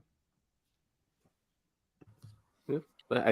It's one of those things where you just draft a guy, and even if he's not the future, even with Aiden O'Connell, like it's tough. I would say you're kind of maybe drafting a potential backup of the future here, but maybe he wows right away and just performs at an extremely high level, right? Like that's not necessarily an impossible room to overcome, right? Like it's not the most hyper talented. Those other two guys obviously are going to have the advantage over him, but this is a guy that if he performs well, I mean, he didn't do a lot in the game. He only went 8 of 17 in it, but he did throw 2 passing touchdowns and 0 interceptions. Not this past bowl season, but the one before it against Caleb Williams and the USC Trojans. But again, that also their offense with Willie Fritz, where they were running, Ty Spears, I think, got 200 plus rushing yards because they were just running like crazy there. So Pratt's kind of a hidden gem, I think. And he had 83 rushing yards in that game, by the way. Exactly. So yeah. So this is hey, picking a quarterback who's defeated the first overall pick in this draft in a bowl game. That's not a bad pick right there, Rick. It's not a bad pick at all. Nifty business. All right. Speaking of nifty business, I mean, just look at those grades. A plus, A plus, A. Justin, you're doing a fantastic job for the Washington Commanders here. What are you going to do this time? Oh, well, let's hope it translates to the field for them. I mean, there's been they've been struggling, but there's a few guys that I think that are left that I think would fit. And let's face it, they traded away a lot of talent and production along the defensive line last season. I know we went Chris Jenkins. They're already stacked interior on the defensive line, but how about an edge rusher? And there's a couple guys that I think would be stout fits for them. I'm tempted to go speed, but I think I'm going to go production, and that's Jonah Ellis out of Utah. The guy had 13 sacks last year. He's got great fundamentals. He's a strong. He's got a strong array of pass rush moves and can really get around the edge. I think he's got to bulk up a little bit. He's a little light for a defensive end, but he's got a strong pedigree and he's a strong prospect in my mind. Yeah, I like that. I like watching Jonah Ellis. I think that he's a very good player. Utah's a very good factory for football players. I think you're starting to see that now, so I like that for them. Where are we? We are in Atlanta with their final pick at 79, and it's offense, obviously, for them, because as good as that receiving core is that they have, I think they need a little more depth and they need a little more speed. And I'm going with a Washington guy, but I've never been a big fan of Jalen Polk. I've been a bigger fan of Jalen McMillan. And so I'm going to go with McMillan here for the Falcons at 79 here. I think this kid has all the right intangibles you need. Yes, he's coming off of a rougher year last year. He only had 553 yards receiving, but when this kid is on, he's dynamite for them. And I think that's what they need to go alongside of London and Rondell Moore and Darnell Mooney. They need a little more depth there. So I think Jalen McMillan's the right call for them at this spot. Go with talented receiver. Again, there's another guy, part of that Washington offense, another guy there. All right, Cincy, I'm back. I'm back drafting, boys. I'm back. Hey! I'll quickly be gone because I don't have another pick here for like 6 or 7 selections after that. So let me make this quick, nifty, tidy business. Man, right here, this is the guy I wanted. I'm so very happy. He was projected originally at 69th overall. Nice. But I get to draft him at 80. You stole the joke from me before, Justin, so I had to get it back at some point. But give me Patrick Paul. The kid is a physical beast, being at 6'8". He's amazing. He's got the length, good agility, right? A 5.13 40-yard dash for a 6'8" offensive lineman. It's pretty good. Did a pretty solid 3-cone drill as well. There is concerns he needs to, he's one of those guys where it's like he has the size. He needs to truly comprehend how to use every aspect of his size, his wingspan, everything to its full advantage. And they say that he has a little bit of if he's too upright, that's a weakness. But I think that's something that the Bengals will be able to, work with him on and get his I don't want to say bad habits in terms of it makes him a negative, but just get those little wrinkles in his game out, smooth everything over, and you're going to have a guy who's going to be a consistent force on that offensive line for a long time, protecting Joe Burrow. So Paul from the University of Houston Cougars to the Cincinnati Bengals with this 3rd round pick. And it's back to you guys. I go back on break time. So Seattle. Yes. That was an interesting pick. I almost went back-to-back edge rushers, but I don't think I'm going to do that. I think I'm going to go with a school that I think has been putting out offensive lineman prospects that are just so highly rated. And I'm going to go with Cedric Van Pran, center prospect out of Georgia. 6'4", 310 pounds. He's, a little slower, I think, than some of the other prospects, which is why he probably fell. But just an overall smart kid. And I think he'll fit well there. I don't blame you. I'm kidding. Hey, if he ends up being the Max Unger of the future for them and Justin's, ultimate destiny ends up being done. I just think they need so many interior linemen that it can't hurt to have some depth there.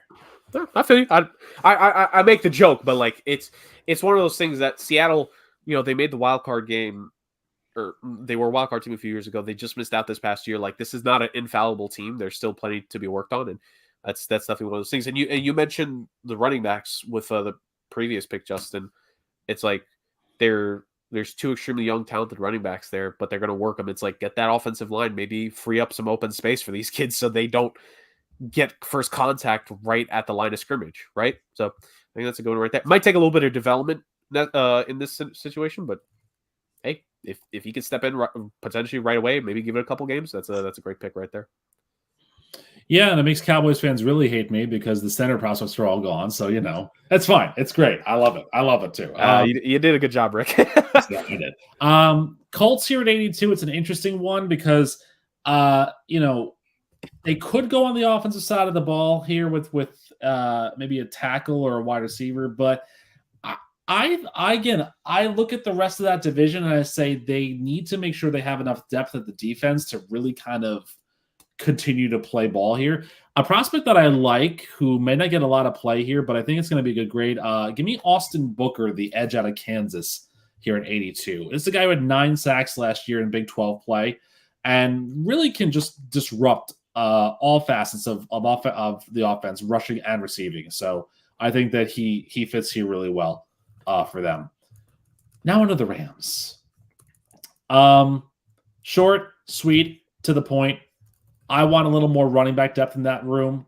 I love the way Trey Benson runs, and I think that he will be an excellent foil for Kyron Williams. So Trey Benson at 83 goes to the Rams. Nice. That's all I can say, because that's honestly a guy that I would have loved to potentially pick here going down the line here in a little bit. But Trey Benson, phenomenal. And this is, we had a couple running backs go in the first round last year. I think more than what we expected. At least you're going to get some great value with some of these kids, because I think there's still at least 1 or 2 more running backs that could go here in relatively short order soon. Yeah. But Steelers already have running backs, so what else will they do to support their team? Justin has that answer. So this is where I think we go a little unorthodox, because I'm not going to pick need here. I think this is where the Steelers start to go best player available. And which side of the ball do I really want to attack? I know the offense has struggled, but I want to make sure that defense is healthy and deep. And Adisa Isaac has fallen, man. I mean, he's a top 50 guy in most mocks that I've seen, and I can't believe he's still here. I think I'm going to go with him. And he's fast around the edge. He's a guy that can really get around the corner. He's got a number of moves, but he's smaller for his size, which I get for his position, which is I guess why he fell. But I mean, just to add another pass rusher on that team that can come around and play behind TJ Watt, learn a little bit, it's a scary idea. He was 100% going to be my pick with the Texans. So what a swipe, what a steal, what a steal right there, Justin. Swiper, no swiping. Yeah, well, I think this is the second or third time Justin's taken my guy as my pick was coming up here. But that's a good one right there. And again, this mock that we're doing, relative confidence. But like you said, guys are just going to drop. We had guys. I think I'm trying to think of the name we had dropping last year from the first round. I think he went early mid second, even though he ended up being drafted confidently. I think it was Brian Bresee from Clemson, if I'm not mistaken. I think he dropped in our mock that we did last year. So it just tends to happen. Or even guys that they're projected to go high. I took him for the Steelers last year too, didn't I? I think ironically. So Justin just takes these guys for the Steelers. All these interior and edge rushers just keep going to Justin with the Steelers. I don't know how we keep allowing this to happen, Rick. But speaking of which, AFC North, Cleveland. So Rick, interior defensive line is where you went on the first selection for Florida. Out of Florida State for Cleveland. Where are you going with this one?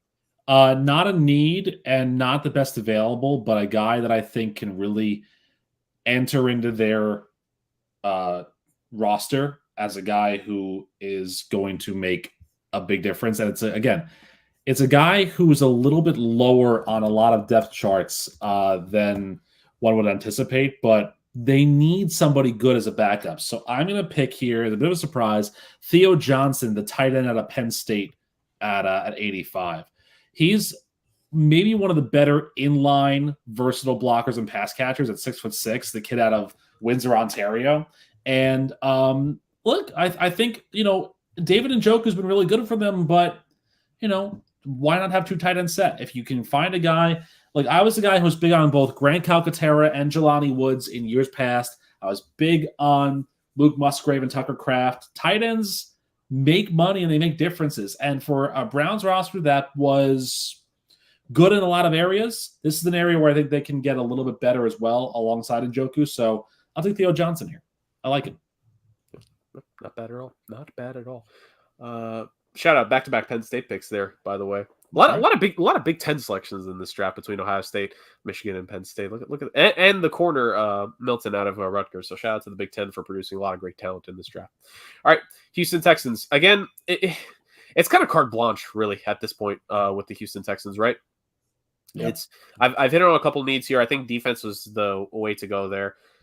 Wide receiver, you have Stephon Diggs, you have Nico Collins, you have Tank Dell, you have John Mechie there as depth, you have Bobby Trees as depth, right?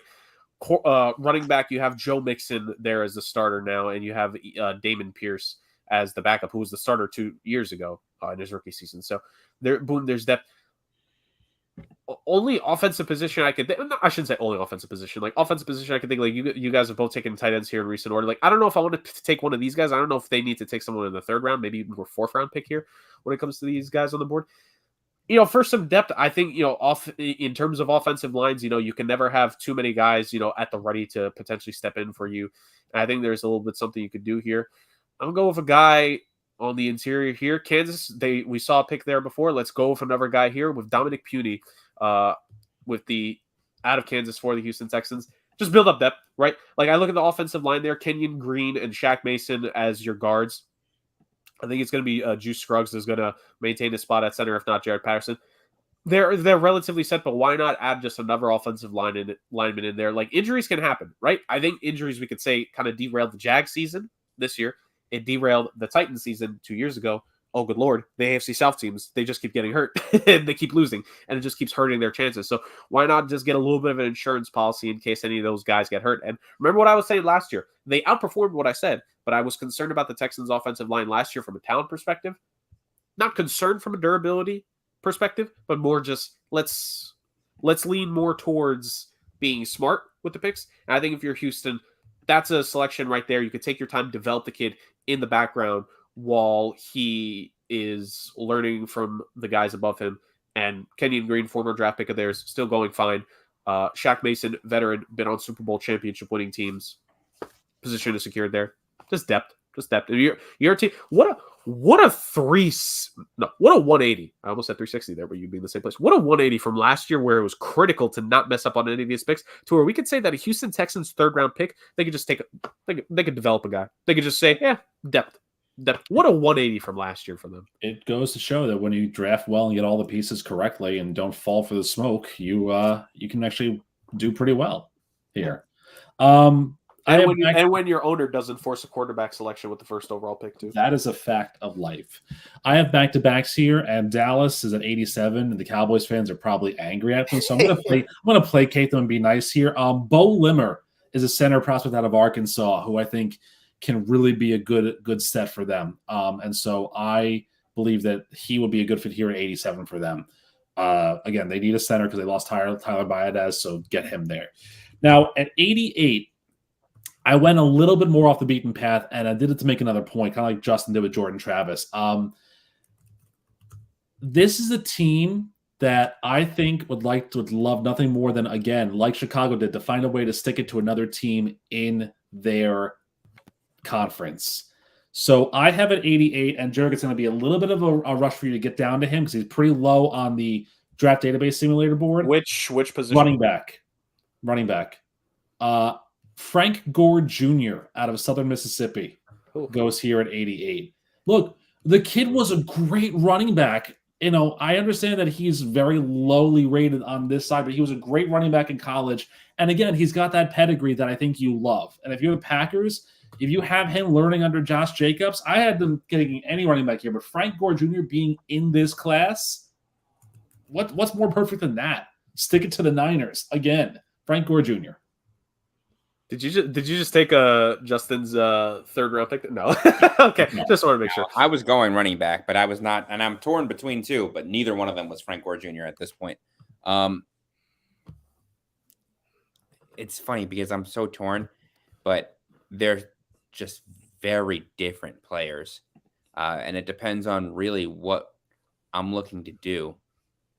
And as a running back prospect, Rachaad White was very good for them last year, but he missed some time, and he's always a little banged up. And they could use a guy who could really open up the field, but at the same time, they struggled punching that ball in the red zone. Right. So I think I'm gonna go with my gut here, and I'm gonna say they take Bucky Irving out of Oregon. A smaller guy, but great balance. He's got great footwork. He's elusive.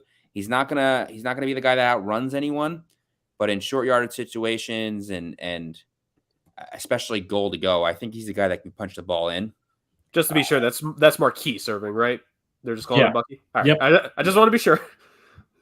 Yeah, just want to be sure. But yeah, I think he's going to be what they need in the red zone to help them get a few more scores. Yep, I don't blame you. Different situation for the Cardinals. Funny because I'm also going running back, and I was scared there for a moment that my guy was being taken, but he was not. They already have a guy, James Conner. He's been a bit of a touchdown machine for them. Just like he's able to finish drives off. I think if they could get a running back in there that's a little bit of change of pace, could take that, take a little bit off of him to where maybe not 50-50 necessarily, but take it to where this guy could help him down the field in both ways, maybe here potentially. Not a lot of rushing touchdowns, but he got over 1,000 yards for them. And SEC talent, man. I think SEC talent can be good. Jalen Wright out of Tennessee is going to be the guy for me. Those were the two. That was the other. That's a good one. That's right there. So I get a little bit of lucky there. But yeah, Jalen Wright to me, I think he's just a great complementary running back next to James Conner. And shout out to James Conner, what he's been able to do ever since he left Pittsburgh. Unlike most offensive skill position players there that just fizzled out, he's been phenomenal for the Cardinals ever since they signed him. So just let's extend his tenure there by getting a running back that just a compliment to him in terms of, skill sets with one another, personality, etc. All that. Let's go with it right there. Jalen Wright, Tennessee. And that is, they only have like 1 or 2 picks left. Well, I have Green Bay's pick here at 91, and I'm going to go with a guy who is kind of fallen down a little bit. It's not really, I would say, a position that they need, but it's a guy who is a talent you can't pass up on. And the defensive line, give me Ruke Orahoro from Clemson, the kid out of Lagos, Nigeria, who is just a mean player when it comes to the fact of run defense, knows how to stay consistently square in the line of scrimmage, and taught well. He will fit in perfectly on that Green Bay line with Lucas Van Ness, Kingsley Enagbare, Devontae Wyatt. It's an embarrassment of riches on that front seven for Green Bay, and yikes for everybody else. Yep. Don't blame me. I know they play a 3-4, but I'm thinking if they want some versatility, the Bucks can draft an edge rusher here. And there's a few guys here that I like. And there's one guy that's had some serious consistency at the position, and that's Gabriel Murphy. Played 3 years for UCLA. Again, undersized, which is probably why he's still left. But great technique. He's a guy that can really get around the edge, and he's got the ability to make tackles very upset in the NFL. And then they can move Kalijah Clancy in because he's playing edge for them now. He was drafted as a nose tackle last year. Obviously wasn't going to take the spot of Vita Vea, but it gives them such versatility now to play both 3-4 or a 4-3, depending on the look they want to give them. I think it's an interesting move. All right, Baltimore Ravens here. Bit of a case where I probably should go after a position of need for them because they do need some depth on this team. So give me 2 safeties here. I'm actually a bit of a fan of. I'm going to lean towards Cameron Kitchens out of the University of Miami. How much playing time he's really going to get year one, TBD, considering the fact that the safeties they have there are great. But again, this is a depth selection here for the Ravens. They need to build up a little bit just in case their guys get hurt. And that secondary does tend to get hurt. So let Kitchens learn under Marcus Williams and Kyle Hamilton, one of the best safety tandems in the league. And when the kid is going to have to step in for a quarter here, a quarter there, maybe 1 or 2 games towards the end of the season if they need to rest their guys, he's going to come in, learn as he has had so far from osmosis, and play well. So Cameron Kitchens for the Baltimore Ravens are right there. All right. And for the Niners, I think this is a position where they really need some depth. And so I'm going to go with the other side of the Notre Dame line. I'm going to go with Blake Fisher, the right tackle, 6'6", 312 pounds. He's an excellent run blocker. He can pass block. He'll provide some depth there and hopefully keep Brock Purdy upright and out of the concussion protocol. Yeah, not bad. I think, San Francisco did a pretty good job the last time they took a offensive tackle out of Notre Dame there, Justin. So pretty spot on pick. Pretty spot on pick. Bad. All right. Kansas City Chiefs, Justin, are they going wide receiver again? That would mesh with the theme that I've been pushing. And I'm tempted, to be completely honest, because I don't know if you guys know this, but Jermaine Burton's just kind of sitting there. Another guy that's in the top 50 in a lot of drafts. And what pick are we at now? 95. There's also Jalen Polk there, who is someone who could very well fit their system. But I guess I should probably address some other needs. How about Brandon Dorlus out of Oregon? I think I've gone Oregon last 4 picks. Yeah, aside from the Notre Dame one, but yeah. Yeah, I guess that's fair. I guess literally the last pick. And also before that was UCLA. But I have taken a lot of Oregon guys. And Brandon Dorlus, I think, is a strong interior guy who could provide some depth. Maybe plug him in next to Karlaftis and, get after the quarterback. All right, I have the Jacksonville Jaguars. My last 2 picks here of the mock, so 2 picks left for me, 1 pick left for Rick, and then 2 picks left for Justin. I've gone defense heavy so far when it comes with the Jags, and I think I'm going to go offense on this time. And you mentioned a guy there. I was a little bit scared there for a moment here, Justin, but I think, it's these two. It's between Polk and Burton. It's kind of between which one do you think could fit more? Honestly, between them, I don't know. I think I don't know if this and again, there's a couple guys here. Malachi Corley, I think, is certainly a name. God, I'm just now realizing we left him on. We left him here for so long. He's still on the board. Ooh, re-look at that. You know what? Actually, I think I'm gonna go back. I'm gonna go back on what I just said. I think I'm gonna go with a wide receiver. I think we're actually gonna go Malachi Corley. He said instead, best player available.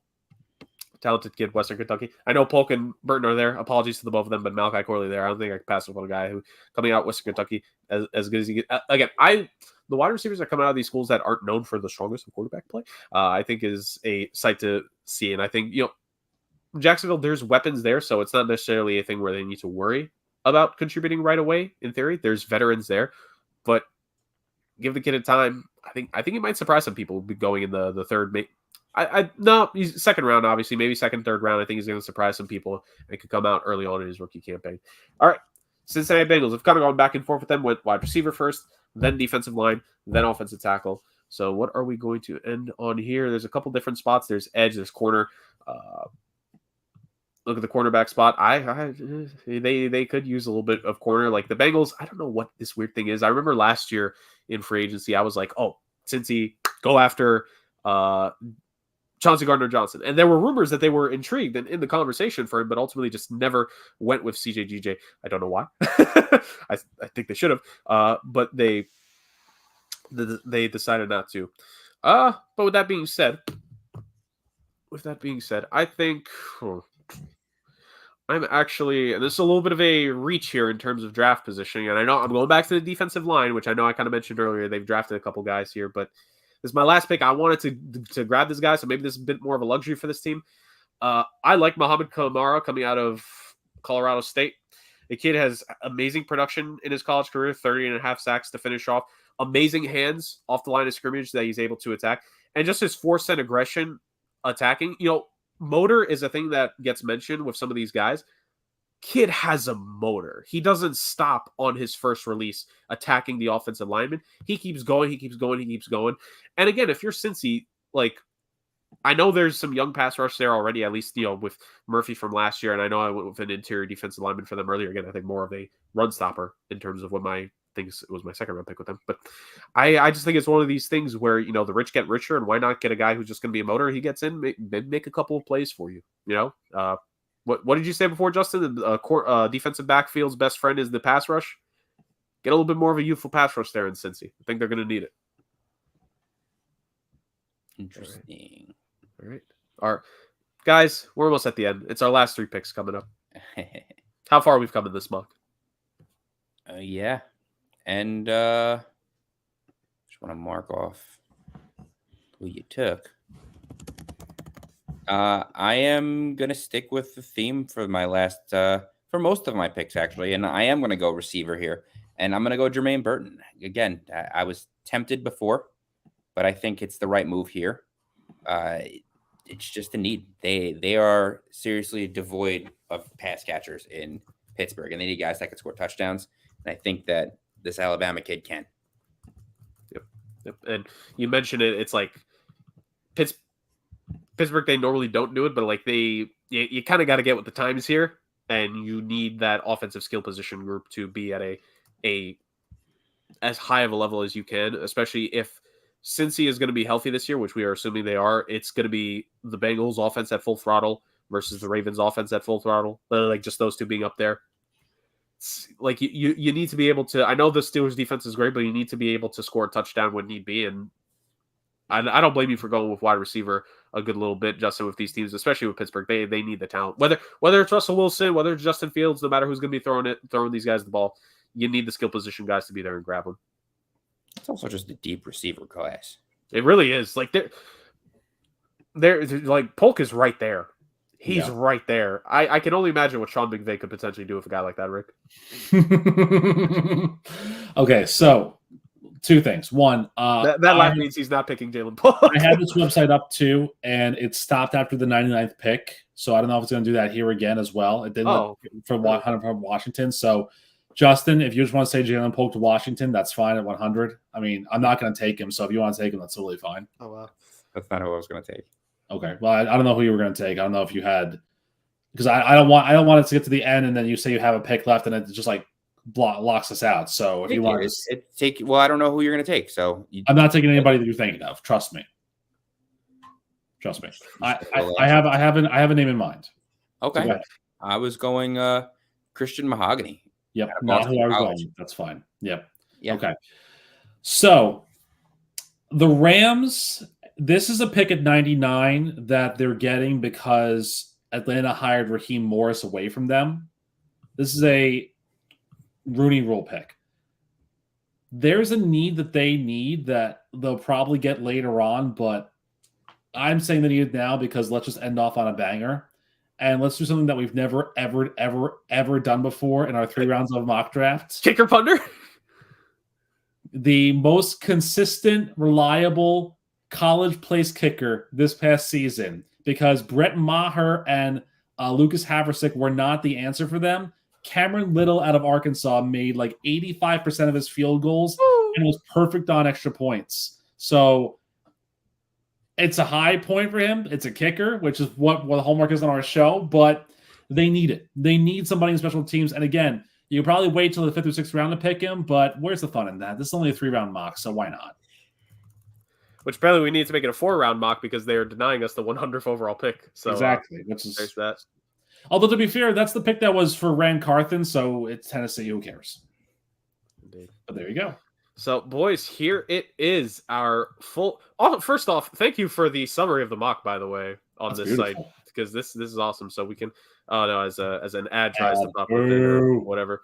All right, so let's do a very quick run through. I'm just gonna scroll, boys. Tell me what to stop if you want me to. But we have the quarterbacks going up early. Marvin Harrison Jr. We have Malik Neighbors. There, Joe Alt, Brock Bowers, Quinion Mitchell. We go Newton at defensive line. Dunze, which was a very good pick by Justin, I think, with the 10th overall pick. JJ McCarthy, Bo Nix. Oh, Nix, I think, was the first real surprise there. Yeah, Knicks was definitely a surprise. I think Denver was definitely going to go for a quarterback. I think if there's one available, but I think they were hedging their way into McCarthy so they can move up. And then JPJ, like I said, he's a guy that I think is going to be early 20s, but if you want him, get him now. Right. That works. And we keep looking. We have Kool-Aid McKinstry going there. Cooper DeJean. Shout out to Tampa for picking him. Yep. Just a lot of great picks here. And then we get into the second round. Peyton Wilson got us started off, the Panthers getting the first overall pick in the second round. Yep. Almost like they should have also had the first overall pick in the first round. I wonder. Mary Smiths, Rick Straw Jr., Tyler Guyton. Yep. Ladman Conkin to Washington's a good selection there. Yep. TJ Temple was a good pick. Junior Colson. Mm-hmm. Xavier Worthy. Such a smart pick. That's exactly what they would do. They love their speedy receivers. They do. They really do. Yeah. Kingsley going to the Saints. I think these are like back-to-back picks where it's like spot on for these teams because it's like the Colts. It's like they need a linebacker there now. Yeah. It's like that linebacking core. It's because before last season, like Okereke left them for the Giants. Was it was last offseason or 2 off seasons ago? He left them. They just get rid of Leonard, and he left them. I think last off season, and then Leonard they let go of during the season this past season. Yeah. So you have that. Johnny Wilson, Andre Swift. This is the most accurate mock because we actually have a Georgia player going to Philly, guys. So that's how you know it's right there. But not till round 2. It seems unreasonable. Sacrifices need to be made. Max Melton to Houston, Darius Robinson. We look at some of the guys that kind of fell here. Darius Robinson, I think, was the first name that jumped out to my mind because what was he, like a late first, early second round pick at least? He was 36, I believe, according to that database. So 36 to 61 was pretty low for him. Bit of a gap there. Yeah. We continue to go. Chris Jenkins to me was a phenomenal pick right there by Justin. Yeah, I agree with that. See, Penix fell. He was 31. Penix fell to 70 in our mock just because, again, needs. That if Penix was there at 72, I would have taken Penix over Travis. Absolutely, 100%. I'm surprised you didn't take Spencer Rattler, but your reasoning made sense. What do you think? I just think that look, Rattler had his ups and downs, but I thought that Jordan Travis has a higher ceiling. Yeah, and with his athleticism, and they have to take some time with the injury, anyways. It made sense to pick a guy like that who's got the accuracy, he's got the intangibles. You can work on his footwork, you can work on his throwing mechanics, and you could really turn him into, I don't know, who was the last quarterback that sat for like 3 or 4 years behind a Hall of Famer and then came out and won a Super Bowl? Well, I mean, Brett Favre's not a Hall of Famer, so you can't use that as an example. Oh, boy. Yes, but speaking of Hall of Famers, Frank Gore Jr., son of Frank Gore Sr., of course. I think that was the biggest discrepancy at the end of the day. What was he, in the 200s? And he comes out, so we have them there. Jalen Wright. Corley was in the 50s, and he fell to 96, so that was pretty wild there. And then, of course, we ended the only way we could with a kicker. Yes, and I mean, in theory, it shouldn't have been just a kicker, but in that same instance, Christian Mahogany was the 100th pick from Boston College to Washington. As we learned, so yes, Mahogany from BC over to Washington. What a selection there. So, boys, with that being said, as the screen is sharing stop, that concludes this year's edition of the Sports Agents of Chaos 3-round NFL mock for the year 2024. It is completed. What a job well done there, boys. I kind of made the joke at the start of this, but again, we have to do this for eventual scheduling concerns going forward. But I don't think this is just a stretch. This may not be the last mock that we end up doing. Remember, in our first year of doing this, in our first batch of episodes, Justin and I did a PFF mock where we just did the first round. So maybe getting closer to the draft, if we have the time, it won't be 3 rounds again, but maybe we do like depending on who on the panel is available, maybe if it's just 2 of us or 3 of us, maybe we do like a collective first round only mock, and it has to be majority rule for each pick. And maybe that gives us a little bit of differences depending on how things go. And maybe we would do a mock different because I'm sure there are certain picks that we made in this in terms of first round picks. Maybe would have gone different. Maybe, Rick had Caleb Williams the first pick, but Justin and I, maybe if we swap, maybe Drake May goes to Washington. In my mind, maybe they stay with the guy, or maybe it is Jaden Daniels. Maybe in another one we don't do it, or maybe if we do the mock again if we have the time to before the draft, maybe we include trades just for the first round, and maybe we have a little bit of fun on that there. So, plenty that we could end up doing here, boys. Yeah.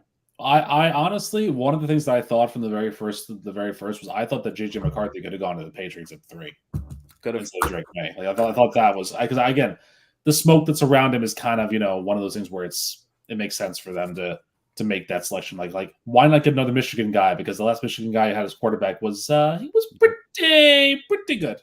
I was gonna make the joke when Justin said how many of his own Michigan guys is John Harbaugh going to draft? What if we just get swerved and he trades Justin Herbert before the draft, and now we just get JJ McCarthy? I know, but let me make the joke. Let me make the joke and let it sit. So my argument was going to be that if Washington ends up going with Drake May, at number 2, then I think the Patriots would probably take JJ McCarthy over Jaden Daniels. Yeah, sounds right. And then where would Daniels go, you think, in that hypothetical? Daniels, again, I assume someone's going to trade up into 5. I think the Chargers will move out. And it would have to be the Vikings at that point, though. Could be the Broncos. Could be the Broncos or the Raiders. Yeah. There's a few teams. There's teams that we're not thinking of also that could very well. That's right. The Cleveland Browns could. You never know. Listen, they do need a quarterback. Yeah, they might need a quarterback. Yeah, you never know. It's amazing that we could say a team is a quarterback away when they're paying a quarterback $200+ million. How about that? It's a fantastic thing to say at the very least. So that being said, ladies and gentlemen, thank you so much for joining us on this week's edition of the Sports Agents of Chaos podcast, our 2024 3-round NFL mock draft done in the books. We're going to have like a little Google Sheets made on here on the side that's going to get completed for us to remind ourselves what all of our selections were here live on the show to reference in future years, which is kind of how we based it off of, making sure everyone got equal picks this year. And again, let me just say this. First off, 100 episodes of us doing this. How the heck has that happened? Thank you all for joining us on this. And thank you once again, boys. I don't know what's been happening. I don't know if Justin's made a couple calls to get us more viewers. But in all seriousness, the highest viewer count we've ever had live during one of the shows. Thank you all so much for that. We do greatly appreciate it. We have fun doing this. In part, we kind of do this for ourselves just so the three of us can talk, because it's been a very long, like when the pandemic hit, before we started doing this, it was a long time for us again to do this kind of stuff. So this has been for us. I don't know, therapeutic's not the proper word for it, but just like a fun experience to be able to sit with the boys, talk, and have it be recorded, and us to have fun, football, and chaos getting to do so. So, boys, the mock draft itself is over. 100 episodes in, many, many more to go. I can't believe it. Anything you guys want to say to the people before we end off this a beautiful Sunday? Go Hawkeyes. Go Hawkeyes, indeed. Justin, what about you? UConn or Purdue? I think Purdue's going to win. I don't really have a horse in the race, but I'm assuming that he's going to take it all away. It's a battle of 7'4" versus 7'4". How often does that happen? So that being said, ladies and gentlemen, enjoy the rest of your weekend. Enjoy this week. If you are in the Northeast, don't look up at the sky tomorrow for a specific amount of time. Just don't do that to yourself.